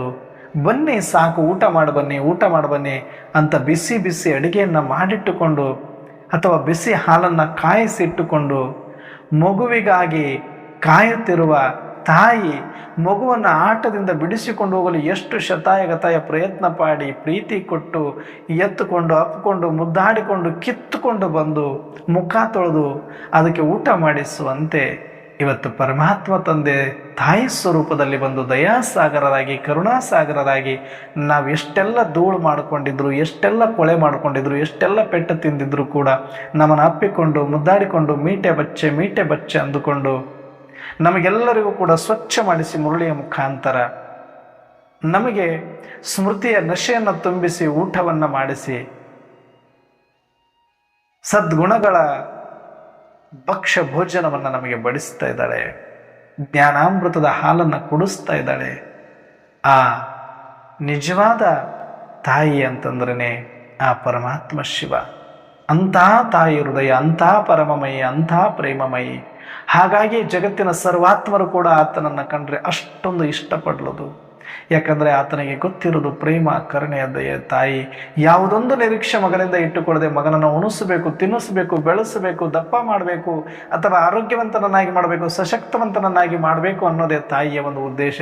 ತಾನು ಊಟ ಮಾಡ್ತಾಳೋ ಇಲ್ಲೋ, ತಾನು ಸರಿಯಾಗಿ ಎಲ್ಲ ನೋಡ್ಕೊಳ್ತಾಳೋ ಇಲ್ಲೋ, ತನ್ನ ಬಗ್ಗೆ ಅಷ್ಟು ಕೇರ್ ತಗೊಳ್ತಾಳಿಲ್ಲೋ, ಆದರೆ ಮಕ್ಕಳ ಬಗ್ಗೆ ಅಷ್ಟೊಂದು ತಗೊಳ್ತಾಳೆ. ಹಾಗೆ ಪರಮಾತ್ಮ ನಮ್ಮೆಲ್ಲರಿಗೂ ಮಾತ್ರ ಸ್ವರೂಪಿಯಾಗಿ ಕರೀತಾ ಇದ್ದಾರೆ. ಸಹೋದರಾತ್ಮರೇ, ಸಾಕು, ಈ ಆಟವನ್ನು ನಿಲ್ಲಿಸೋಣವಾ? ಸಾಕಾಗಿಲ್ವಾ? ಎಷ್ಟು ದಿನ ಇದು? ಯಾರನ್ನ ಮೆಚ್ಚಿಸಬೇಕಾಗಿದೆ, ಯಾರನ್ನ ಒಪ್ಪಿಸಬೇಕಾಗಿದೆ? ಇನ್ನು ನಾವು ಮಕ್ಕಳ ಮೇಲೆ ನೆಪ, ಪತಿ ಮೇಲೆ ನೆಪ, ಪತ್ನಿ ಮೇಲೆ ನೆಪ, ತಂದೆ ತಾಯಿ ಮೇಲೆ ನೆಪ, ಇವ್ರನ್ನ ನೋಡ್ಕೋಬೇಕು, ಅವ್ರನ್ನ ನೋಡ್ಕೋಬೇಕು, ಇವ್ರನ್ನ ಬೆಳೆಸಬೇಕು. ಕಾರಣ ಕಾರಣ ಕಾರಣ ಆಟ ಇದು. ನೀವು ನೋಡ್ತಾ ಇರೋ ಮಕ್ಕಳು ಸಣ್ಣವರು ಅಂತ ಯಾಕೆ ಅನ್ಕೊಳ್ತೀರಿ? 5,000 ವರ್ಷದ ಮಹಾನ್ ಆತ್ಮರವರು, ಅವಿನಾಶಿ ಅನಾದಿಯಾಗಿರುವಂಥ ಸರ್ವಶಕ್ತಿವಂತನ ಸಂತಾನರವರು. ಅವರು ಅಷ್ಟೋ ಜನ್ಮಗಳ ಸಂಸ್ಕಾರದಲ್ಲಿ ಎಲ್ಲ ಪಾತ್ರ ಮುಗಿಸ್ಕೊಂಡು ಬಂದಿರುವ ಅನುಭವಿ ಆತ್ಮರವರು. ನೀವು ಮಕ್ಕಳ ಬಗ್ಗೆನೂ ಚಿಂತೆ ಮಾಡಬೇಕು. ಬರಬೇಕಾದ್ರೆ ತಾಯಿ ಗರ್ಭದೊಳಗಡೆ ಎಲ್ಲವನ್ನ ಸಂಸ್ಕಾರ ಹೊತ್ತುಕೊಂಡೇ ಬಂದಿದೆ. ಎಲ್ಲಿರ್ಬೇಕು, ಹೇಗಿರ್ಬೇಕು, ಏನು ಮಾಡಬೇಕು. ಇನ್ನು ಚಿಕ್ಕವಲ್ಲ ಅಣ್ಣವ್ರೆ, ಚಿಕ್ಕವರು ಅವರಿಲ್ಲ, ನಾವು ಚಿಕ್ಕವರಾಗ್ತಾ ಇದ್ದೀವಿ. ದೇಹಾಭಿಮಾನದಲ್ಲಿ ಬಂದು, ಮೋಹದಲ್ಲಿ ಬಂದು. ಸಾಕು, ತ್ಯಜಿಸಿ ಈ ಮೋಹವನ್ನು. ಜವಾಬ್ದಾರಿ ನಿಭಾಯಿಸೋಣ, ಶರೀರವನ್ನು ಚೆನ್ನಾಗಿ ನೋಡಿಕೊಳ್ಳೋಣ, ಸಂಬಂಧಗಳನ್ನು ನಿಭಾಯಿಸೋಣ, ಉದ್ಯೋಗ ವ್ಯಾಪಾರವನ್ನು ಮಾಡೋಣ. ಆದರೆ ಭಯದಿಂದ ಬೇಡ, ಮೋಹದಿಂದ ಬೇಡ. ಸಾಕ್ಷಿಯಾಗಿ ಆತ್ಮಿಕ ಸ್ಮೃತಿಯಲ್ಲಿದ್ದು, ನಿನ್ನೆ ಹೇಳಿದಂತೆ ಆತ್ಮಿಕ ಸ್ಮೃತಿಯಲ್ಲಿದ್ದು ಕರ್ಮಗಳನ್ನು ಮಾಡಿ ಪಾತ್ರವನ್ನು ಅಭಿನಯಿಸಿ ಪಾತ್ರಧಾರಿಗಳನ್ನು ನೋಡಿ ಅನ್ನುವಂತೆ ಎಲ್ಲರ ಮೋಹವನ್ನು ಕಟ್ ಮಾಡ್ಕೊಳ್ಳಿ. ಸಾಕು ಪತಿಯ ಮೇಲಿನ ಮೋಹ, ಸಾಕು ಸತಿಯ ಮೇಲಿನ ಮೋಹ, ಸಾಕು ಮಕ್ಕಳ ಮೇಲಿನ ಮೋಹ, ಸಾಕು ತಂದೆ ತಾಯಿಗಳ ಮೇಲಿನ ಮೋಹ. ಜಗತ್ತಿನಲ್ಲಿ ಇಂಥ ಮಕ್ಕಳು ಒಬ್ಬರಲ್ಲ. ಆತ್ಮಿಕ ದೃಷ್ಟಿಯಲ್ಲಿ ನನಗಾಗಿ ಲಕ್ಷಾಂತರ ಕೋಟ್ಯಾಂತರ ಆತ್ಮರು ಕಾಯ್ತಾ ಇದ್ದಾರೆ. ನಾವು ಮಾಸ್ಟರ್ ಆದಿದೇವಿಯರಾಗಿದ್ದೇವೆ, ಮಾಸ್ಟರ್ ಪ್ರಜಾಪಿತರಾಗಿದ್ದೇವೆ, ಮಾಸ್ಟರ್ ರಚಯಿತ ಆಗಿದ್ದೇವೆ, ಮಾಸ್ಟರ್ ಮುಕ್ತಿದಾತರಾಗಿದ್ದೇವೆ, ಮಾಸ್ಟರ್ ಆಧಾರಮೂರ್ತ ಉದ್ಧಾರಮೂರ್ತ ಆಗಿದ್ದಾರೆ ಮಕ್ಕಳೇ ಅಂತ ಇವತ್ತು ಬಾಬರವರು ವರದಾನದಲ್ಲಿ ಹೇಳ್ತಿದ್ದಾರೆ. ಎಲ್ಲ ಅಲೆದಾಡ್ತಕ್ಕಂಥ ಆತ್ಮರು ಕೋಟ್ಯಾಂತರ ಇದ್ದಾರೆ. ಎಲ್ಲರಿಗೂ ಕೂಡ ಈಗ ವಿನಾಶಿಯಾಗಿರತಕ್ಕಂಥ ತಾತ್ಕಾಲಿಕವಾಗಿರ್ತಕ್ಕಂಥ ಈ ಪ್ರೀತಿ, ಈ ನೆಲೆಯಿಂದ ಎಲ್ಲರೂ ಬೇಸತ್ತು ಹೋಗಿದ್ದಾರೆ. ಅವಿನಾಶಿಯಾದ ಆಶ್ರಯ ಬೇಕಾಗಿದೆ, ಅವಿನಾಶಿಯಾದ ಆಧಾರಗಳು ಬೇಕಾಗಿದೆ. ತಾತ್ಕಾಲಿಕವಾದ ಆಧಾರಗಳು ಈ ಶರೀರ, ಸಂಬಂಧ, ಸಂಪತ್ತು, ಅಧಿಕಾರ, ಹೆಸರು, ಕೀರ್ತಿ ಇವೆಲ್ಲವೂ ತಾತ್ಕಾಲಿಕ ಆಧಾರಗಳಲ್ಲಿ ಆರಂಭದಲ್ಲಿ ಅದಕ್ಕಾಗಿ ಕಷ್ಟಪಡೋದು, ಅಲ್ಲಿ ಹೋಗಿ ಕುಂತ ಮೇಲೆ ಸುಖ ಇಲ್ಲ, ಅದು ದುಃಖ ಅಂತ ಗೊತ್ತಾಗೋದು. ಇದು ಜನ್ಮ ಜನ್ಮಗಳಿಂದ ಮಾಡಿ ಮಾಡಿ ಮಾಡಿ ಬೇಸತ್ತು ಹೋಗಿದ್ದಾರೆ. ಮಕ್ಕಳನ್ನ ಹಡೆದು ಅದರಲ್ಲೇ ಕನಸು ಕಟ್ಕೊಂಡು ಬೆಳೆಸೋದು, ಬೆಳೆದ ಮೇಲೆ ಅವರೇ ಎದೆ ಮೇಲೆ ಕಲ್ಲು ಹಾಕೋದು, ಇದು ನೋಡಿ ನೋಡಿ ನೋಡಿ ಸಾಕಾಗಿ ಮರಗಿ ಹೋಗಿದವೆ ಹೃದಯಗಳು. ಯಾರನ್ನ ನಂಬಿಕೊಂಡು ನೀನೇ ನನ್ನ ಪ್ರಾಣ, ನೀನೇ ನನ್ನ ಜೀವ ಅಂತ ಕಟ್ಟಿಸ್ಕೊಂಡು ಬಂದ ಮೇಲೆ ಕಟ್ಟೋದಕ್ಕಿಂತ ಮುಂಚೆ ಇರುವಂಥ ಪ್ರೀತಿ, ವಿಶ್ವಾಸ, ನಂಬಿಕೆಗಳು ಇವತ್ತು ಉಳಿತಾ ಇಲ್ಲ. ಎಲ್ಲರಿಗೂ ಸಾಕಾಗಿ ಹೋಗಿದೆ. ನಂಬಿ ನಂಬಿ ರೋಸಿ ಹೋಗಿದ್ದಾರೆ. ಹಣ ಹಣ ಹಣ ಅಂತ ಹಣದ ಉಚ್ಚರಿಸಿಕೊಂಡು ಹಣದ ಮೂಟೆಯನ್ನಿಟ್ಟುಕೊಂಡು ಕುಳಿತರೂ ಕೂಡ ಅಲ್ಲಿಯೂ ನೆಮ್ಮದಿ ಇಲ್ಲ ಅಂತ ಗೊತ್ತಾಗಿ ಹೋಗಿದೆ. ಸಾಧನಗಳ ಹಿಂದೆ ಬಿದ್ದು ತಾತ್ಕಾಲಿಕವಾದಂಥ ಆಧಾರಗಳಿಂದ ನನ್ನ ಸುಖವನ್ನ, ಸಂತೋಷವನ್ನ ಹೆಚ್ಚು ಮಾಡ್ಕೊಳ್ತೀನಿ ಅಂತ ಬಂದು ಅದರಲ್ಲೂ ಏನೂ ಇಲ್ಲ ಅಂತ ಗೊತ್ತಾಗಿ ಹೋಗಿದೆ. ಹಾಸ್ಪಿಟಲ್ಗಳು ತುಂಬಿ ಹೋಗ್ತಾ ಇದ್ದಾವೆ, ಜೈಲುಗಳು ತುಂಬಿ ಹೋಗ್ತಾ ಇದ್ದಾವೆ, ಉಚ್ಚಾಸ್ಪತ್ರೆಗಳು ತುಂಬಿ ಹೋಗ್ತಾ ಇದ್ದಾವೆ. ಮನಸ್ಸಿನಲ್ಲಿ ಅಷ್ಟು ಭಯ, ದುಃಖ, ಅಶಾಂತಿ, ನಂಬಿಕೆ ದ್ರೋಹ, ಮೋಸ, ಅಸೂಯೆಯಂತಹ ವಿಷಕಾರಿ ರೋಗಗಳಿಂದ ಬಳಲ್ತಾ ಇದ್ದಾರೆ ಎಲ್ಲರೂ ಕೂಡ. ನೀನು ಹೆತ್ತಿರುವ 1-2 ಶಾರೀರಿಕ ಪಾತ್ರದ ಮಗುಗಳಿಂದ ನೋಡಬೇಡಿ. ನಿಮಗಾಗಿ ಆತ್ಮಿಕ ದೃಷ್ಟಿಯಲ್ಲಿ ಅವಿನಾಶಿ ನೆಲೆಯನ್ನು ಕಂಡುಕೊಳ್ಳೋದಕ್ಕಾಗಿ ಲಕ್ಷಾಂತರ ಕೋಟ್ಯಾಂತರ ಆತ್ಮರು ಕಾಯ್ತಿದ್ದಾರೆ. ಆ ಮಕ್ಕಳ ದಾಹವನ್ನು ನೋಡಿ, ಆ ಮಕ್ಕಳ ಒಂದು ನಂಬಿಕೆಯನ್ನು ಹುಸಿಗೊಳಿಸಬೇಡಿ. ನೀವು ಬರೀ ಈಗ ಲೌಕಿಕದ, ಪ್ರಾಪಂಚಿಕದ 1-2 ಮಕ್ಕಳಿಗಾಗಿ ಅಥವಾ ತಂದೆ ತಾಯಿಗಳಿಗಾಗಿ ಅಷ್ಟೇ ಬಂದವರಲ್ಲ ಈ ಅಂತಿಮ ಜನ್ಮದಲ್ಲಿ. ನಿಮ್ಮನ್ನು ನಂಬಿಕೊಂಡು ಲಕ್ಷಾಂತರ ಕೋಟ್ಯಾಂತರ ಆತ್ಮರು ಯಾವತ್ತು ಒಂದು ದಿನ ಬರ್ತಾನೆ, ನನ್ನ ಇಷ್ಟ ದೇವ, ಇಷ್ಟ ದೇವಿ ನನಗೆ ಭವಬಂಧನದಿಂದ ಬಿಡುಗಡೆ ಮಾಡ್ತಾನೆ, ನನಗೆ ಅವಿನಾಶಿ ಆಶ್ರಯವನ್ನು ಕೊಡ್ತಾರೆ ಅಂತ ಕಾಯ್ತಿದ್ದಾರೆ. ಎಚ್ಚರಾಗಿ ಮಕ್ಕಳೇ, ಎಲ್ಲರಿಗೂ ಅವಿನಾಶಿ ಆಶ್ರಯವನ್ನು ತೋರಿಸುವಂತಹ ಉದ್ಧಾರಮೂರ್ತ, ಆಧಾರಮೂರ್ತರಾಗಿ ಮಕ್ಕಳೇ ಅಂತ ಇವತ್ತು ಹೇಳಿದ್ದಾರೆ. ಇವತ್ತಿಗೆ ಈ ಹುಡುಗಾಟಿಕೆಯ ಸಂಸಾರದ ಮೇಲಿನ ಮೋಹ ಮತ್ತು ಭಯ ಇವೆರಡಕ್ಕೂ ಫುಲ್ ಸ್ಟಾಪ್ ಇಡಲೇಬೇಕು. ಇನ್ನು ಮುಂದೆ ನಾನು ಬದುಕಿರುವ ಅಂತಿಮ ಕ್ಷಣದವರೆಗೂ, ಈ ಶರೀರದಲ್ಲಿರುವ ಅಂತಿಮ ಕ್ಷಣದವರೆಗೂ ಭಯ ನನ್ನ ಡಿಕ್ಸ್ನರಿಯಲ್ಲಿಲ್ಲ, ಮೋಹ ನನ್ನ ಡಿಕ್ಸ್ನರಿಯಲ್ಲಿಲ್ಲ. ಅವರು ಬೇಕಾದವರಾಗಿರಲಿ, ನೋ ಅಟ್ಯಾಚ್, ಓನ್ಲಿ ಡಿಟ್ಯಾಚ್. ಪ್ರೀತಿ ಕೊಡೋಣ, ಪರಮ ಪ್ರೇಮ ಹರಿಸೋಣ, ಹೃದಯ ತುಂಬಿ ಎಲ್ಲರಿಗೂ ಪ್ರೀತಿಯನ್ನು ಹಂಚಿಸೋಣ. ಯಾಕಂದ್ರೆ ನಾವು ಪ್ರೇಮ ಸಾಗರನ ಸಂತಾನರು, ಮಾಸ್ಟರ್ ಪ್ರೇಮ ಸಾಗರರಾಗಿದ್ದೇವೆ. ಜಗತ್ತಿನಲ್ಲಿರುವ ಸರ್ವ ಆತ್ಮರನ್ನ, ಅವರ ವಿಶ್ವಾಸವನ್ನು ಗೆಲ್ಲುವುದಕ್ಕೆ ಶಕ್ತಿಶಾಲಿ ಅಸ್ತ್ರ ಒಂದು ಶಾಂತಿ, ಮತ್ತೊಂದು ಪ್ರೀತಿ. ಶಾಂತಿ ಮತ್ತು ಪ್ರೀತಿಯ ಅಸ್ತ್ರಗಳನ್ನ ಇವತ್ತು ಪರಮಾತ್ಮ ನಮಗೆ ಕೊಟ್ಟಿದ್ದಾನೆ. ಗೆಲ್ಲಿ ಮಕ್ಕಳು, ನೀವು ಎಷ್ಟು ಬೇಕಾದ್ರೆ ಗೆಲ್ಲಿ. ಹಿಂದಿನ ಕಾಲದಲ್ಲಿ ಖಡ್ಗ ಹಿಡ್ಕೊಂಡು, ಬಂದೂಕ್ ಇಟ್ಟುಕೊಂಡು ಆ ರಾಜರು ಇಷ್ಟು ಒತ್ತುವರಿ ಮಾಡಿದ್ರು, ಈ ರಾಜರು ಇಷ್ಟು ದಬ್ಬಾಳಿಕೆ ಮಾಡಿದ್ರು, ಈ ರಾಜರು ಇಷ್ಟು ಗೆದ್ದು ಬಿಟ್ರು, ಈ ರಾಜರು ಇಷ್ಟು ಆಕ್ರಮಣ ಮಾಡಿದ್ರು ಅಂತ ಹೇಳ್ತಾರಲ್ಲ. ಹಿಂಸಾತ್ಮಕವಾಗಿ ರಕ್ತದ ನದಿಯನ್ನು ಹರಿಸಿ ದುಃಖ ನೋವನ್ನು ಕೊಟ್ಟು ಸಾಮ್ರಾಟರಂತ ನೀವೇ ಅವ್ರನ್ನ ಹೊತ್ತು ಮೆರೆಸಿದ್ರಿ, ಇಷ್ಟು ಸಾಮ್ರಾಜ್ಯವನ್ನು ವಿಸ್ತರಿಸಿದ್ರು ಅಂತ ಅವ್ರನ್ನ ಇತಿಹಾಸದಲ್ಲಿ ಎಷ್ಟು ಹೊಗಳಿ ಹೊಗಳಿ ಹೊಗಳಿ ಹೊಗಳಿ ಅಟ್ಟಕ್ಕೇರಿಸಿದರೆ. ರಕ್ತದ ನದಿ ಯಾರು ಹೆಚ್ಚಿಗರಿಸಿದರೆ ಅವ್ರದ್ದು ಇತಿಹಾಸದ ಪುಟಗಳಲ್ಲಿ ಉಳ್ಕೊಂಡಿದೆ. ಯಾವುದು ಬೇಡ ಅಂತ ಸಾಕ್ಷಿಯಾಗಿದ್ದುಕೊಂಡು ಇದರಲ್ಲಿ ತೃಪ್ತಿಯಾಗಿ ಹೋಗಿರುವ ರಾಜರ ಹೆಸರುಗಳು ಪುಟಗಳಲ್ಲೇ ಇಲ್ಲ, ನೆನಪಿಗೂ ಇಲ್ಲ. ರಕ್ತದಿಂದ ಹಿಂಸೆಯಿಂದ ಸಾಮ್ರಾಜ್ಯವನ್ನು ವಿಸ್ತರಿಸುವಂತಹ ಯೋಧರು ನೀವಲ್ಲ. ನೀವು ಶಾಂತಿ ಮತ್ತು ಪ್ರೀತಿಯಿಂದ ಎಲ್ಲರ ಹೃದಯವನ್ನು ಗೆದ್ದು ವಿಶ್ವವನ್ನೇ ಕೈವಶ ಮಾಡಿಕೊಳ್ಳುವಂತಹ ರುಹಾನಿ ಯೋಧರು ನೀವು. ಹಾಗಾಗಿ ಇನ್ನು ನೀವು ಸಮಯವನ್ನು ವ್ಯರ್ಥ ಮಾಡಬೇಡಿ. ಯೋಚಿಸ್ತಾ ಕುಳಿತುಕೊಂಡ್ರೆ ಏನೂ ಆಗೋದಿಲ್ಲ. ನಿರ್ಣಯ ಮಾಡೋದ್ರಲ್ಲಿನೇ ಸಮಯವನ್ನು ಕಳೆಯುವಷ್ಟು ಸಮಯವೂ ಇಲ್ಲ. ಬೇಗನೆ ನಿರ್ಮಾಣ ಮಾಡಿ, ನಿರ್ಣಯ ಮಾಡಿ, ನಿರ್ಮಾಣ ಚಿತ್ತರಾಗಿ. ಇವತ್ತಿನ ಮುರಳು ಇವತ್ತೇ ಅಳವಡಿಸಿಕೊಂಡು ಬಿಡೋಣ. ನಿನ್ನೆದು ನಿನ್ನೆಗೆ, ಇವತ್ತಿಂದ ಇವತ್ತೇನು. ಇವತ್ತು ನಾನು ನಿರ್ಮೋಹಿ, ನಾನು ನಿರ್ಭಯ ಆತ್ಮ. ಬೇಕಾದ್ದಾಗಲಿ, ನಾಳೆ ಬರುವುದು ನಮಗೆ ಹಿಂದೆ ಬರಲಿ, ಹಿಂದೆ ಬರುವುದು ನಮಗೆ ಈಗಲೇ ಬರಲಿ. ಮರಣವೇ ಮಹಾನವಮಿ ಶಿವಶರಣರಿಗೆ. ಏನಾಗಬಹುದು, ಸಾವಿಗಿಂತದಕ್ಕಿನ್ನೇನಾಗಬಹುದು. ಏನೇ ಕೇಳು ಬಂದ್ರೆ ಸಾವಿಗಿಂತ ಇನ್ನೇನದಕ್ಕಾಗೋದಿದೆ. ಹಾಗಾಗಿ ಆತ್ಮಜ್ಞಾನಿ ಇರುವ ನಮಗೆ, ಪರಮಾತ್ಮ ಜ್ಞಾನ ಇರುವ ನಮಗೆ, ತ್ರಿಲೋಕ ಜ್ಞಾನ ಇರುವ ನಮಗೆ, ತ್ರಿಕಾಲ ಜ್ಞಾನ ಇರುವ ನಮಗೆ, ಈ ಸ್ಥೂಲ ಶರೀರವನ್ನು ಕಳಚಿಕೊಂಡು ಸೂಕ್ಷ್ಮ ಶರೀರದಲ್ಲಿ ನಾನು ನಿರಾಕಾರ ಆತ್ಮ ಪರಮಧಾಮಕ್ಕೆ ಹೋಗುವಂತಹ ವ್ಯವಸ್ಥೆಯನ್ನು ಮಾಡಿಕೊಳ್ಬೇಕಾಗಿದೆ. ಸೂಕ್ಷ್ಮ ವತನದವರೆಗೆ ಸೂಕ್ಷ್ಮ ಶರೀರ, ಅದಾದ ನಂತರ ನಾನು ಸ್ಮೃತಿ ಸ್ವರೂಪನಾಗಿ ನಿರಾಕಾರಿ ಆತ್ಮ, ನಿರಾಕಾರ ಧಾಮ, ಪರಮಧಾಮ, ಮುಕ್ತಿಧಾಮ, ಅವಿನಾಶಿ ಧಾಮ, ಅವಿನಾಶಿ ಆಶ್ರಯವಾಗಿರ್ತಕ್ಕಂತಹ ಆ ಪರಮಧಾಮ ಶಾಂತಿಧಾಮಕ್ಕೆ ಸರ್ವಾತ್ಮರನ್ನು ತೆಗೆದುಕೊಂಡು ಹೋಗಲಿಕ್ಕೆ ನಾನು ಆಧಾರ ಆಗಬೇಕು. ಹೇಗೆ ಒಂದು ಸಮುದ್ರವನ್ನು ದಾಟಲಿಕ್ಕೆ ಒಂದು ಹಡಗು ಹೇಗೆ ನಮಗೆ ಆಧಾರವಾಗ್ತದೆಯೋ, ಹಾಗೆ ನಾವು ಸರ್ವರನ್ನ ಈ ದುಃಖ ಧಾಮದಿಂದ ಆ ಒಂದು ಶಾಂತಿ ಧಾಮಕ್ಕೆ ಕರೆದುಕೊಂಡು ಹೋಗುವಂತಹ ನಾವಿಕರಾಗಬೇಕು, ಒಂದು ಹಡಗು ತಾಣಗಳಾಗಬೇಕು. ನಾವು ಒಬ್ಬೊಬ್ಬರು ಕೂಡ ಸರ್ವಾತ್ಮರು ಕಾಯ್ತಾ ಇದ್ದಾರೆ, ಬಂದು ಕುಳಿತುಕೊಂಡು ಕರೆದುಕೊಂಡು ಹೋಗಬೇಕಾಗಿದೆ ನಾವೆಲ್ಲ. ಹಾಗಾಗಿ ಇವತ್ತಿಗೆ ಈ ಲೌಕಿಕದ ಜವಾಬ್ದಾರಿಯ ಮೇಲೆ ಇರತಕ್ಕಂಥ ಭಯ, ಪಾತ್ರದ ಭಯ ಇವತ್ತಿಗೆ ಖತಮ್. ಈ ದಿನ ಒಂದು ಕ್ಷಣವೂ ಕೂಡ ನನ್ನ ಭವಿಷ್ಯದ ಬಗ್ಗೆ ಭಯ ಪಡೋದಾಗ್ಲಿ, ಯೋಚನೆ ಮಾಡೋದಾಗ್ಲಿ ಮಾಡಬೇಡಿ.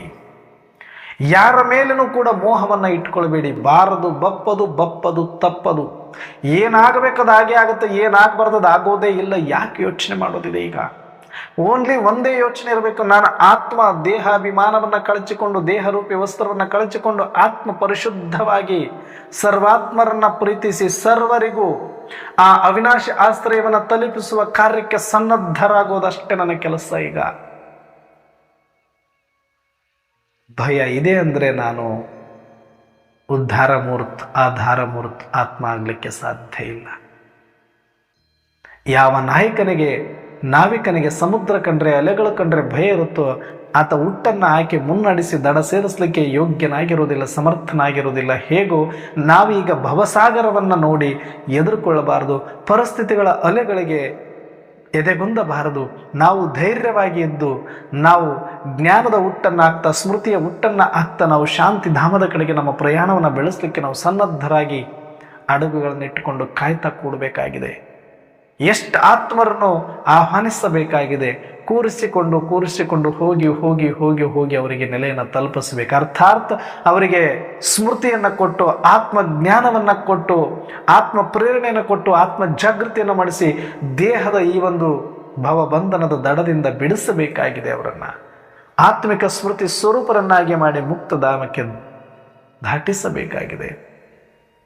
ಈ ಸೂಕ್ಷ್ಮತೆಯನ್ನು ಅರ್ಥ ಮಾಡಿಕೊಂಡು ನಾವೆಲ್ಲರೂ ಕೂಡ ಇವತ್ತು ಸಮಯ ವ್ಯರ್ಥ ಮಾಡೋದು ಬೇಡ. ನಾಳೆ ಮಾಡೋಣ, ನಾಡಿದ್ದು ಮಾಡೋಣ, ಇದಾದ ಮೇಲೆ ಮಾಡೋಣ, ಅದಾದ ಮೇಲೆ ಮಾಡೋಣ, ಇವತ್ತು ನಿಶ್ಚಿಂತ ಆಗ್ತೀನಿ, ನಾಳೆ ನಿರ್ಮೋಹಿ ಆಗ್ತೀನಿ, ಬೇಡ. ಮಕ್ಕಳು, ಹೆಂಡತಿ, ಮಕ್ಕಳಾದಮೇಲೆ ಮೊಮ್ಮಕ್ಕಳು, ಇದು ಹಿಂಗೆ ಹೋಗುತ್ತೆ. ಇದು ಯಾವತ್ತು ಮೋಹ ಕಡಿಮೆ ಮಾಡಿಸುವುದಲ್ಲ. ಮಾಯೆಯ ಕೆಲಸ ಮೋಹಕ್ಕೆ ಹಚ್ಚುವುದು, ಮಾಯೆಯ ಕೆಲಸ ಬ್ಯುಸಿಯಾಗಿ ಇಡುವುದು, ಮಾಯೆಯ ಕೆಲಸ ವ್ಯರ್ಥ ಸಂಕಲ್ಪದಲ್ಲಿ ತರೋದು, ಮಾಯೆಯ ಕೆಲಸ ಮುಂದೂಡೋದು. ಆದರೆ ಒಬ್ಬ ಸಮರ್ಥ ಯೋಗಿಯಾಗಿ ಮುಂದೂಡುವುದನ್ನು ಇದು ಮಾಯೆ ಅಂತ ತಿಳಿದು, ಭಯಪಡಿಸುವುದನ್ನು ಇದು ಮಾಯೆ ಅಂತ ತಿಳಿದು, ನಿರ್ಣಯ ಮಾಡಲಿಕ್ಕೆ ಆಗದೇ ಇರೋದನ್ನು ಮಾಯೆ ಅಂತ ತಿಳಿದು ಎಲ್ಲವನ್ನ ಸರಿಸಿ ಬದಿಗೊತ್ತಿ ನಾವು ಸ್ಮೃತಿ ಸ್ವರೂಪದಲ್ಲಿ ಬಂದು ಆತ್ಮ ಆನಂದವನ್ನು ಅನುಭವಿಸೋಣ. ಸ್ವಸ್ಮೃತಿಯ ನಿಜ ಅವಿನಾಶಿ ಆಶ್ರಯವನ್ನು ಪಡೆಯೋಣ. ನಿಜವಾದ ಅವಿನಾಶಿ ಆಶ್ರಯ ಮೂಲ ಮನೆ ಪರಮಧಾಮದ ಸ್ಮೃತಿಯಲ್ಲಿರೋಣ. ಅವಿನಾಶಿ ತಂದೆ ಸಂಬಂಧ ಪರಮಾತ್ಮ ಪರಮಶಿವನ ಸ್ಮೃತಿಯಲ್ಲಿರೋಣ. ಇದು ಒಂದೇ ನಮಗೆ ಅವಿನಾಶಿ ನೆಲೆಯಾಗಬೇಕು. ಅವಿನಾಶಿ ಆನಂದದ ಸದಾಕಾಲದ ಸಾಗರದಲ್ಲಿ ತೇಲಾಡುವಂತಹ ಆತ್ಮನಾಗಬೇಕು. ನಮ್ಮ ಕಣ್ಣಲ್ಲಿ ನೀರು ಎಂದಿಗೂ ನೋಡಬಾರದು. ನಾವು ಕಣ್ಣೀರನ್ನು ಎಂದೂ ನಮ್ಮ ಕಣ್ಣು ನೋಡಬಾರದು. ಎಂದು ಆಶ್ಚರ್ಯ ಚಿಹ್ನೆ ಬರಬಾರದು. ನಮ್ಮ ಮುಖದಲ್ಲಿ ಯಾಕೆ, ಏನು, ಹೇಗೆ, ನಾಳೇನು, ಮತ್ತೇನು, ಮುಂದೇನು ಅನ್ನುವಂಥ ಏನು ಅನ್ನುವಂಥ ಪ್ರಶ್ನಾರ್ಥಕ ಚಿಹ್ನೆ ನಮ್ಮ ಮುಖಮಂಡಲದಲ್ಲಿ ಮನಸ್ಸಿನಲ್ಲಿಯೂ ಕೂಡ ಮೂಡಬಾರದು. ಏನೂ ಇದೆ, ಅದು ಒಳ್ಳೆಯದೇ ಇದೆ. ಮುಂದೇನಾಗುತ್ತೆ, ಅದು ಒಳ್ಳೆಯದಾಗುತ್ತೆ. ಜೋ ಹುವ ಅಚ್ಚಾ ಹುವ. ಈ ರೀತಿಯಲ್ಲಿ ನಾವು ನಮ್ಮನ್ನು ಸದಾಕಾಲಕ್ಕಾಗಿ ಸ್ಮೃತಿ ಸ್ವರೂಪರನ್ನಾಗಿ ಮಾಡಿಕೊಂಡು ಶ್ರೇಷ್ಠ ಸ್ಮೃತಿಯಲ್ಲೇ ಇದ್ದು, ಎಷ್ಟು ಆತ್ಮಗಳು ಕಾಯ್ತಾ ಇದ್ದಾರೆ ನನಗೋಸ್ಕರ. ಮನೆಯಲ್ಲಿರುವ ಇಬ್ಬರು ಮಕ್ಕಳು ಅಥವಾ ತಂದೆ ತಾಯಿದು ಅಷ್ಟೇ ಅಲ್ಲ ನನ್ನ ಜವಾಬ್ದಾರಿ. ಇಡೀ ವಿಶ್ವದಲ್ಲಿರುವ ಸರ್ವಧರ್ಮ ಆತ್ಮರ ಜವಾಬ್ದಾರಿಯನ್ನು ಪರಮಾತ್ಮ ನನಗೆ ಒಪ್ಪಿಸಿದ್ದಾರೆ. ಇದನ್ನು ಯಾವಾಗ ಪೂರೈಸೋದು? ಈ ಜವಾಬ್ದಾರಿಯ ಇದು ನನ್ನ ಜವಾಬ್ದಾರಿ ಅಲ್ವಾ? ಈ ಶರೀರ ನಿಭಾಯಿಸೋದಕ್ಕೆ ನನ್ನ ಜವಾಬ್ದಾರಿ ಅಂತೀವಿ. ಇಂಥ 80, 82, 83 ಶರೀರವನ್ನು ಕೊಟ್ಟಿರ್ತಕ್ಕಂಥ ಪ್ರಕೃತಿ ಮಾತೆಯನ್ನು ನೋಡಿಕೊಳ್ಳೋದು ನಮ್ಮ ಜವಾಬ್ದಾರಿ ಅಲ್ವಾ? ಪ್ರಕೃತಿಗೆ ನಮ್ಮಿಂದ ಈ ಆತ್ಮೀಯ ತರಂಗಗಳ ಶಕ್ತಿಯನ್ನು ಕೊಡೋದು ಬೇಡವಾ? ಆ ಪ್ರಕೃತಿಗಳಿಗೆ ಧೈರ್ಯವನ್ನು ತುಂಬಿ ನಿನ್ನ ಜೊತೆ ನಾನಿದ್ದೀನಿ, ಪ್ರಕೃತಿ ಪತಿ ಪರಮಾತ್ಮ ಇದ್ದಾರೆ ಅಂತ ಅದಕ್ಕೆ ಯೋಗದಾನ ಮಾಡೋದು ಬೇಡವಾ? ಇಲ್ಲಿಯ ತನಕ ನಮಗೆ ಗೊತ್ತಿಲ್ಲದು ನಾನು ಚೆನ್ನಾಗಿರ್ಲಿಕ್ಕೆ ಸಮಾಜದಲ್ಲಿರುವ ಸಕಲ ಜೀವರಾಶಿಗಳು, ಸಕಲ ಮನುಷ್ಯಾತ್ಮರು ಪ್ರತ್ಯಕ್ಷವಾಗಿ ಪರೋಕ್ಷವಾಗಿ ಅನೇಕ ಜನ್ಮಗಳಿಂದ ನನಗೆ ಸಹಯೋಗ ಕೊಟ್ಟಿಲ್ವಾ?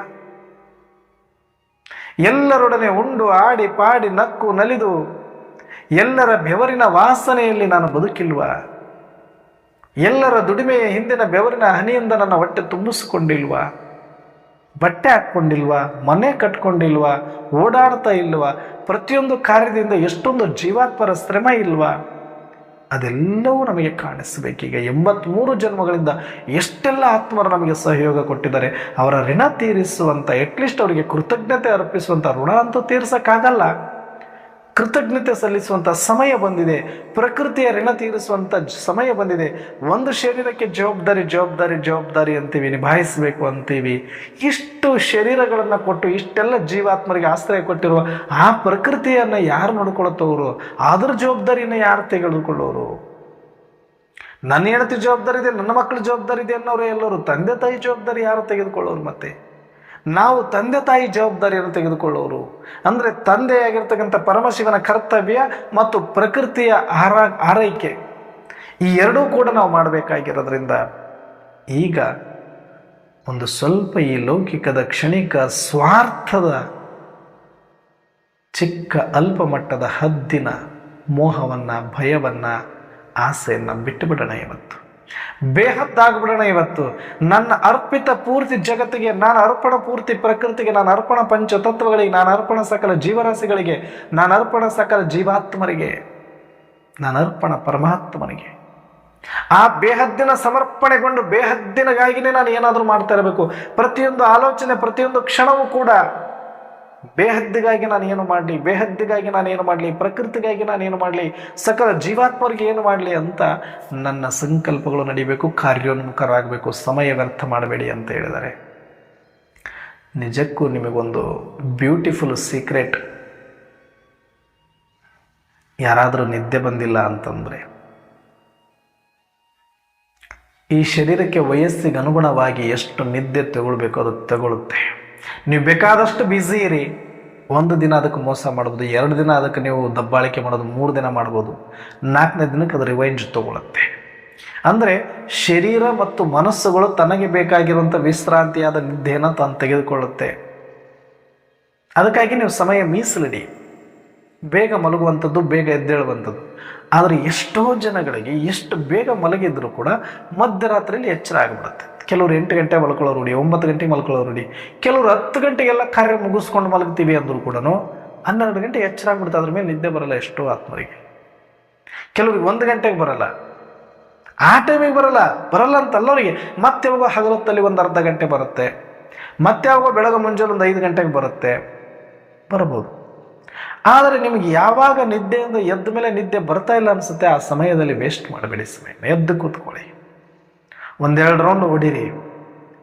ಬೇಹದ್ದಿನ ಜೊತೆ ಕನೆಕ್ಟ್ ಆಗಲಿಕ್ಕೆ ಒಳ್ಳೆಯ ಸಮಯ ರಾತ್ರಿಯ ಸಮಯ. ಒಂದು 12 ಗಂಟೆ ಮೇಲೆ ಫಸ್ಟ್ ಕ್ಲಾಸ್ ವಾತಾವರಣ, ಶಾಂತ ವಾತಾವರಣ. ಆಗ ನಿಮ್ಮ ಮನಸ್ಸು ಬುದ್ಧಿಗಳೆಲ್ಲವೂ ಕೂಡ ಹದ್ದಿನಿಂದ ಮುಕ್ತವಾಗಿರುತ್ತವೆ. ಹೆಂಡತಿ ಮಕ್ಕಳು ಅಂತ ಇಡೀ ಹಗಲೆಲ್ಲ ಬಡದಾಡಿ ಎಲ್ಲರೂ ಮಕ್ಕೊಂಡು ಶಾಂತವಾಗಿದ್ದಾಗ ಯಾರಿಲ್ಲಪ್ಪ, ನಮ್ಮ ನಿದ್ದೆ ನಾವೇ ಮಾಡ್ಕೊಳ್ಬೇಕು, ನಮ್ಮ ಜೀವನ ನಮ್ಮದೇನೆ, ನನಗೋಸ್ಕರ ನಾನು ಬಂದೀನಿ ಅಂತ ಹೇಳುವಂಥ ಸಮಯ ಅದು.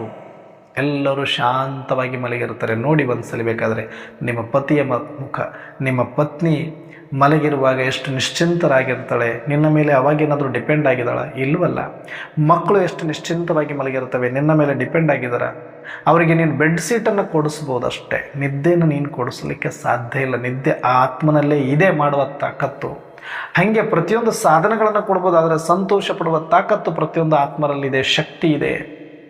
ಇದೆಲ್ಲ ಒಂದಷ್ಟು ಈ ಹದ್ದಿನಿಂದ ಮನಸ್ಸು ಬುದ್ಧಿಯನ್ನು ತೆಗಿಲಿಕ್ಕೆ ಆ ಸಮಯ ಬೆಸ್ಟ್. ನೋಡಿ, ಸುಮ್ಮನೆ ನಿಮ್ಮ ತಂದೆ ತಾಯಿ ಪತ್ನಿ ಮಕ್ಕಳು ಎಲ್ಲ ಮಲಗಿರ್ತಾರೆ, ನೀವೆದ್ದು ಕೂತ್ಕೊಳ್ಳಿ. ಅಥವಾ ಮಾತೆಯರಾಗಿದ್ದರೆ ನೀವೆದ್ದು ಕೂತ್ಕೊಂಡು ನಿಮ್ಮ ಪತಿ ಮಕ್ಕಳು ಎಲ್ಲರೂ ಮಲಗಿದ್ರೆ ಈ ಹದ್ದಿನಿಂದ ಮೇಲೆ ಮುಕ್ತರಾಗಲಿಕ್ಕೆ ಬಹಳ ಸಮಯ ಹಿಡಿಸೋದಿಲ್ಲ, ಬೇಗ ಬಂದುಬಿಡ್ತೀರಿ. ಆತ್ಮಿಕ ಸ್ಮೃತಿಯಲ್ಲಿರಿ, ಪ್ರಕೃತಿ ಜೊತೆ ಕನೆಕ್ಟ್ ಆಗಿ ಮಾತಾಡಿ. ಸ್ವಲ್ಪ ಎಷ್ಟು ಒಳ್ಳೆ ಗಾಳಿ, ಎಷ್ಟು ಒಳ್ಳೆ ನೀರು, ಎಷ್ಟು ಒಳ್ಳೆ ಭೂಮಿ, ಎಷ್ಟು ಒಳ್ಳೆ ಆಕಾಶ, ಎಷ್ಟು ಒಳ್ಳೆ ವಾತಾವರಣ ನಿರ್ಮಿಸಿದೆ, ಎಷ್ಟು ಒಳ್ಳೆ ಪ್ರಕೃತಿ. ಇಡೀ ಹಗಲತ್ತೆಲ್ಲ ಏನು ಹಿಂಗೆ ನಡೀತಾ ಇದೆ, ಬಡದಾಡ್ತಾ ಇದೆ ಪ್ರಕೃತಿ ಅನ್ನೋ ಥರದಲ್ಲಿ. ಚೀರಾಟ, ಹಾರಾಟ, ಪಕ್ಷಿಗಳು ಕೂಗೋದು, ಪ್ರಾಣಿಗಳು ಒದರೋದು, ಜನಗಳು ಜಂಜಳಿ ಏನೆಲ್ಲ ಇದ್ದರೂ ಕೂಡ ರಾತ್ರಿ ಮಲಗಿದಾಗ ಎಲ್ಲರೂ ಎಷ್ಟು ನಿಶ್ಚಿಂತ ಮಾಡುತ್ತೆ ಈ ವಾತಾವರಣ. ಪ್ರಕೃತಿಗೆ ಎಲ್ಲರನ್ನ ಎಬ್ಬಿಸೋದು ಗೊತ್ತು, ಎಲ್ಲರನ್ನ ಮಲಗಿಸೋದು ಗೊತ್ತು. ಪ್ರಕೃತಿ ಹೇಳಿದಂತೆ ನಾವೆಲ್ಲರೂ ಕೇಳ್ತಾ ಇದ್ದೀವಿ. ಪ್ರಕೃತಿ ಎಲ್ಲರನ್ನೂ ಕೂಡ ಕಂಟ್ರೋಲ್ ಮಾಡುವ ತಾಕತ್ತಿರುವಂಥದ್ದು. ಆದರೆ ಆ ಪ್ರಕೃತಿ ನಮ್ಮೆಲ್ಲರಿಗೂ ಎಷ್ಟೆಲ್ಲ ಸೇವೆ ಮಾಡ್ತಾ ಇದೆ. ಆ ಪ್ರಕೃತಿಯ ಜೊತೆಗೆ ಮಾತಾಡಿ. ಪ್ರಕೃತಿ ತಾಯಿ ಅಂತ ತಿಳಿದು ಮಾತಾಡಿ. ಅಮ್ಮ, ನನಗೆಷ್ಟು ಜನ್ಮಗಳಿಂದ ಎಷ್ಟು ಒಳ್ಳೆಯ ಶರೀರಗಳನ್ನು ಕೊಟ್ಟು, ಸಂಬಂಧಗಳನ್ನು ಕೊಟ್ಟು, ಸಂಪತ್ತನ್ನು ಕೊಟ್ಟು, ಅಧಿಕಾರನ ಕೊಟ್ಟು, ಖುಷಿಯನ್ನು ಕೊಟ್ಟು, ಎಷ್ಟೆಲ್ಲ ಚೆನ್ನಾಗಿ ನೋಡ್ಕೊಳ್ಳೋದಕ್ಕೆ ನಿನ್ನ ಎಷ್ಟು ತ್ಯಾಗ ಪರಿಶ್ರಮ ಇದೆ, ನಿನ್ನ ಕರ್ತವ್ಯ ಇದೆ, ನಿನ್ನನ್ನು ಮರೀಲಿಕ್ಕೆ ಹೇಗೆ ಸಾಧ್ಯ ಅಂತ ಒಂದಷ್ಟು ಪ್ರಕೃತಿಯ ಜೊತೆ ಮಾತಾಡಿ. ಇಂಥ ಸುಂದರವಾದ ಪ್ರಕೃತಿ, ಇಂಥ ನಾಟಕದಲ್ಲಿ ನನಗೊಂದು ಪಾತ್ರ ಸಿಕ್ಕಿದೆ. ನನ್ನ ತಂದೆಯಾಗಿ ನೀವು ಪರಮಧಾಮದಲ್ಲಿದ್ದು ಶಾಂತಿಯನ್ನು ನನಗೆ ಕರುಣಿಸಿ ಸ್ಮೃತಿಯನ್ನು ಇಟ್ಟು ವಾಪಸ್ ಮನೆಗೆ ಕರೆದುಕೊಂಡು ಹೋಗಲಿಕ್ಕೆ ಬಂದಿದ್ದೀರಿ. ಮನೆಯನ್ನು ತಿಳಿಸಿದಿರಿ. 3 ಕಾಲದ ಜ್ಞಾನ, 3 ಲೋಕದ ಜ್ಞಾನ, ಆತ್ಮಜ್ಞಾನ, ಪರಮಾತ್ಮ ಜ್ಞಾನ ಕೊಟ್ಟು ನನ್ನನ್ನು ಕೃತಾರ್ಥರನ್ನಾಗಿ ಮಾಡಿಬಿಟ್ಟಿದ್ದೀರಿ ಅಂತ ಪರಮಾತ್ಮನಿಗೆ ಧನ್ಯವಾದ ಹೇಳಿ. ಆತ್ಮ, ಪರಮಾತ್ಮ, ಪ್ರಕೃತಿಯ ಮಧ್ಯೆ ಒಂದು ಸಾಮರಸ್ಯವಾದ ಸಂಬಂಧ ಇದೆ. ಒಂದು ಚೂರು ಭೇದ ಇಲ್ಲ, ಒಂದೇ ಲೈನಿನಲ್ಲಿ ಬರುವ ಬಿಂದುಗಳಂತೆ ಕಾಣಿಸ್ಬೇಕು. ಆತ್ಮ, ಪರಮಾತ್ಮ, ಪರಮಧಾಮ, ಅಥವಾ ಆತ್ಮ, ಪರಮಾತ್ಮ, ಪ್ರಕೃತಿ, 3 ಒಂದೇ ಸರಳ ರೇಖೆಯಲ್ಲಿ ಬರಬೇಕು. ನನಗೆ ಎಲ್ಲಿಯೂ ಒಂದು ಚೂರು ವ್ಯತ್ಯಾಸ ಇಲ್ಲ. ನಾನು ಆತ್ಮನೂ ಅವಿನಾಶಿ, ಪರಮಾತ್ಮನೂ ಅವಿನಾಶಿ, ಪ್ರಕೃತಿ ಅವಿನಾಶಿ. ನಾನು ಆತ್ಮದ್ದು ಪಾತ್ರ ಇದೆ, ಪರಮಾತ್ಮಂದು ಪಾತ್ರ ಇದೆ, ಪ್ರಕೃತಿದು ಪಾತ್ರ ಇದೆ. ನಾನು ಪರ್ಫೆಕ್ಟ್, ಪರಮಾತ್ಮ ಪರ್ಫೆಕ್ಟ್, ಪ್ರಕೃತಿ ಪರ್ಫೆಕ್ಟ್, ಎಲ್ಲವೂ ಪರ್ಫೆಕ್ಟ್. ಒಂದು ಚೂರು ಡಿಫೆಕ್ಟ್ ಕಾಣಿಸಲ್ಲ ನಮಗೆ. ಇದು ಒಂದು ಆ್ಯಕ್ಟಿಂಗ್ ಅಷ್ಟೇ, ನಾಟಕದಲ್ಲಿ ನಡೀತದೆ. ಎದ್ದ ತಕ್ಷಣ ಮತ್ತೆ ಚಲೋ ಇವ್ರು ಹಿಂಗಿದ್ದಾರೆ. ಮಲಗಿದಾಗ ನೋಡಿ ಎಲ್ಲರೂ ಸಮ. ಇದೇ ನಿಜವಾದ ಸತ್ಯ, ನಿತ್ಯ ಸತ್ಯ ಇದು. ಆ ನಿತ್ಯ ಸತ್ಯಗಳ ಅರ್ಥ ಆಗೋದೇ ಆ ಸಮಯದಲ್ಲಿ. ಹಾಗಾಗಿ ನಿದ್ದೆ ಬರಲಿಲ್ಲ ಅಂದ್ರೆ ಒತ್ತಾಯಪೂರ್ವಕವಾಗಿ ಮಲ್ಕೊಂಡು ಸಮಯ ವ್ಯರ್ಥ ಮಾಡಬೇಡಿ. ಸುಮ್ಮನೆ ಹಾಡು ಕೇಳ್ಕೊಂಡು ಏನೋ ಮಾಡ್ಕೊಂಡು ಸಮಯ ವ್ಯರ್ಥ ಮಾಡ್ಕೊಳ್ಬೇಡಿ. ಆ ಟೈಮಲ್ಲಿ ಕ್ಲಾಸ್ಗಳು ಕೇಳ್ಕೊಂತ ಕೂತ್ಕೊಳ್ಬೇಡಿ. ಎದ್ದು ಒಂದಷ್ಟು ಪ್ರಕೃತಿ ಜೊತೆ ಕನೆಕ್ಟ್ ಆಗಿ, ಪರಮಾತ್ಮನ ಜೊತೆ ಕನೆಕ್ಟ್ ಆಗಿ, ಆತ್ಮದ ಜೊತೆ ಕನೆಕ್ಟ್ ಆಗಿ, ಸ್ಮೃತಿ ಸ್ವರೂಪದಲ್ಲಿ ಬನ್ನಿ. ಏನು ಬ್ಯೂಟಿಫುಲ್ ಅನುಭವ ಇರುತ್ತೆ, ಎಕ್ಸ್ಪೀರಿಯನ್ಸ್ ಇರುತ್ತೆ. ಮಾಡಿರೋರು ನಿಮಗೆ ಗೊತ್ತಿರುತ್ತೆ. ಮತ್ತೆ ಮತ್ತೆ ಮಾಡಬೇಕು ಅನಿಸುತ್ತೆ. ಆ ಟೈಮಿಗೆ ಮತ್ತೆ ಎಚ್ಚರ ಆಯ್ತು, ಮಲ್ಕೊಳ್ಳಿ. ಮತ್ತೆ ಒಂದು ಗಂಟೆ, ಅರ್ಧ ಗಂಟೆ, 2 ಗಂಟೆ ನೀವು ಒಂದು ಸ್ವಲ್ಪ ಕೂತ್ಕೊಂಡು ನಿಮ್ಮ ಆತ್ಮದ ಸ್ಮೃತಿ ಮಾಡಿಕೊಂಡು ಪರಮಾತ್ಮನ ಜೊತೆ, ಪ್ರಕೃತಿ ಜೊತೆ ಕನೆಕ್ಟ್ ಆಗಿ, ವಾತಾವರಣದ ಜೊತೆ ಆಹ್ಲಾದಕರ ಅನುಭವ ಮಾಡಿ, ಆ ಪ್ರೀತಿಯ ತಂಗಾಳಿಯನ್ನು ಅನುಭವಿಸಿ, ಮತ್ತೆ ನಿದ್ರೆ ಬಂತ ಸ್ವಲ್ಪ ಹೊತ್ತು ಮಲಗಿ. ಒತ್ತಾಯದಿಂದ ಮಾಡುವುದಲ್ಲದು. ಯಾವಾಗ ನೀವು ಫ್ರೆಶ್ ಫೀಲ್ ಅನಿಸುತ್ತೆ, ನಿದ್ದೆ ಆಗೋಗ್ಬಿಟ್ಟಿದೆ, ನಿದ್ದೆ ಬರಲ್ಲ ಅನಿಸುತ್ತೆ, ಅದು ಅರ್ಧ ಗಂಟೆ, ಅರ್ಧ ರಾತ್ರಿ ಇಲ್ಲಾದರೂ 12ಕ್ಕಾದರೂ ಸರಿ, 1ಕ್ಕಾದರೂ ಸರಿ, 2ಕ್ಕಾದರೂ ಸರಿ, ಎದ್ದು ಕೂತ್ಕೊಂಬಿಡಿ, ಅನುಭವಿಸಿ. ನಿದ್ದೆ ಬಂತ, ಇನ್ನು ಮಾಡೋಕ್ಕಾಗಲ್ವಾ, ಮಲಗಿಬಿಡಿ. ಮತ್ತೆ ಫ್ರೆಶ್ ಆಯ್ತಾ, 4 ಗಂಟೆ, 4:10, 4:05 ಎಚ್ಚರ ಆಯ್ತಾ, ಮತ್ತೆ ಎದ್ದು ಕೂತ್ಕೊಳ್ಳಿ 5 ಗಂಟೆವರೆಗೆ.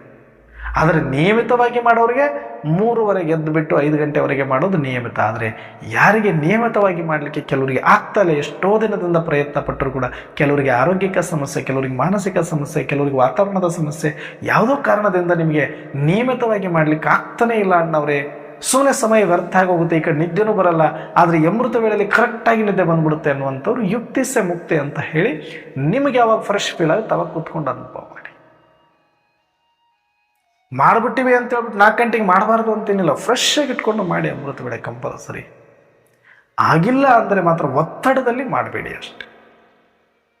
ಇದು ಪ್ರೀತಿಯ ಅನುಭೂತಿ, ಇದು ಪರಮಾನುಸಂಧಾನ, ಇದು ಅನುರಕ್ತರಾಗೋದು, ಇದು ಬೆರೆತು ಹೋಗೋದು, ಇದು ಪ್ರಕೃತಿ ಜೊತೆ, ಪರಮಾತ್ಮನ ಜೊತೆ ನನ್ನ ಆತ್ಮಾಗಿ ಬೇಹದ್ದಿನಲ್ಲಿ ತೇಲಾಡೋದು. ಇದು ಎಂಥ ಆನಂದ ಇರುತ್ತೆ ಅದರಲ್ಲಿ ಅಂದ್ರೆ, ಆ ಸಮಯದಲ್ಲಿ ಆಕಾಶವನ್ನು ನೋಡ್ತಾ ಪರಮಧಾಮದ ಕಡೆಗೆ ಮುಖ ಮಾಡಿ ಪರಮಾತ್ಮನ ಜೊತೆ ವಾರ್ತಾಲಾಪ ಮಾಡ್ತಾ ಆ ಅನುಭೂತಿಯನ್ನು ಮಾಡಿದ್ರೆ ಜೀವನದಲ್ಲಿ ಒಂದೊಂದು ದಿನ ಎಷ್ಟು ಬ್ಯೂಟಿಫುಲ್ ಅನಿಸುತ್ತೆ. ಇನ್ನೊಂದು ದಿನ ಕೂಡ ಭಗವಂತ ಬದುಕಬೇಕು ಅಂತ ಅನಿಸುತ್ತೆ, ಅವಾಗ ಅಷ್ಟು ಬ್ಯೂಟಿಫುಲ್ ಆಗಿರುತ್ತೆ. ಹಾಗಾಗಿ ಸಮಯವನ್ನು ವ್ಯರ್ಥ ಮಾಡದೆ ನಾವೆಲ್ಲರೂ ಕೂಡ ಆತ್ಮಿಕ ಸ್ಮೃತಿಯಲ್ಲಿದ್ದು ನಿರ್ಮೋಹಿಗಳಾಗಿ, ನಿಶ್ಚಿಂತರಾಗಿ, ಸಮಯವನ್ನು ವ್ಯರ್ಥ ಮಾಡದೆ ದೇಹರೂಪಿ ವಸ್ತ್ರವನ್ನು ಕಳಚಿ ಆತ್ಮಿಕ ಸ್ಮೃತಿಯಲ್ಲಿ ಬಂದು ಸರ್ವಾತ್ಮರನ್ನು ಲಕ್ಷ್ಯದಲ್ಲಿಟ್ಟುಕೊಂಡು ಅವರೆಲ್ಲರಿಗೂ ಆಧಾರ ಉದ್ಧಾರ ಮೂರ್ತಿಯಾಗಿದ್ದೇನೆ ಅನ್ನುವಂಥ ಜವಾಬ್ದಾರಿಯಿಂದ ವರ್ತಿಸುವಂತಹ ಒಂದು ದೃಢ ಸಂಕಲ್ಪವನ್ನು ಮಾಡುವ ಮುಖಾಂತರ ಬಾಬಾರವರು ಖುಷಿಯಾಗುವಂತಹ, ಬಾಬಾರವರು ಇಚ್ಛೆ ಪಡುವಂಥ ರೀತಿಯ ರೈಟ್ ಹ್ಯಾಂಡ್ ಮಕ್ಕಳಾಗೋಣ ಅಂತ ಹೇಳ್ತಾ ಇವತ್ತಿನ ಚಿಂತನೆಯನ್ನು ಮುಕ್ತಾಯ ಮಾಡು. ಅಚ್ಚ. ಓಂ ಶಾಂತಿ.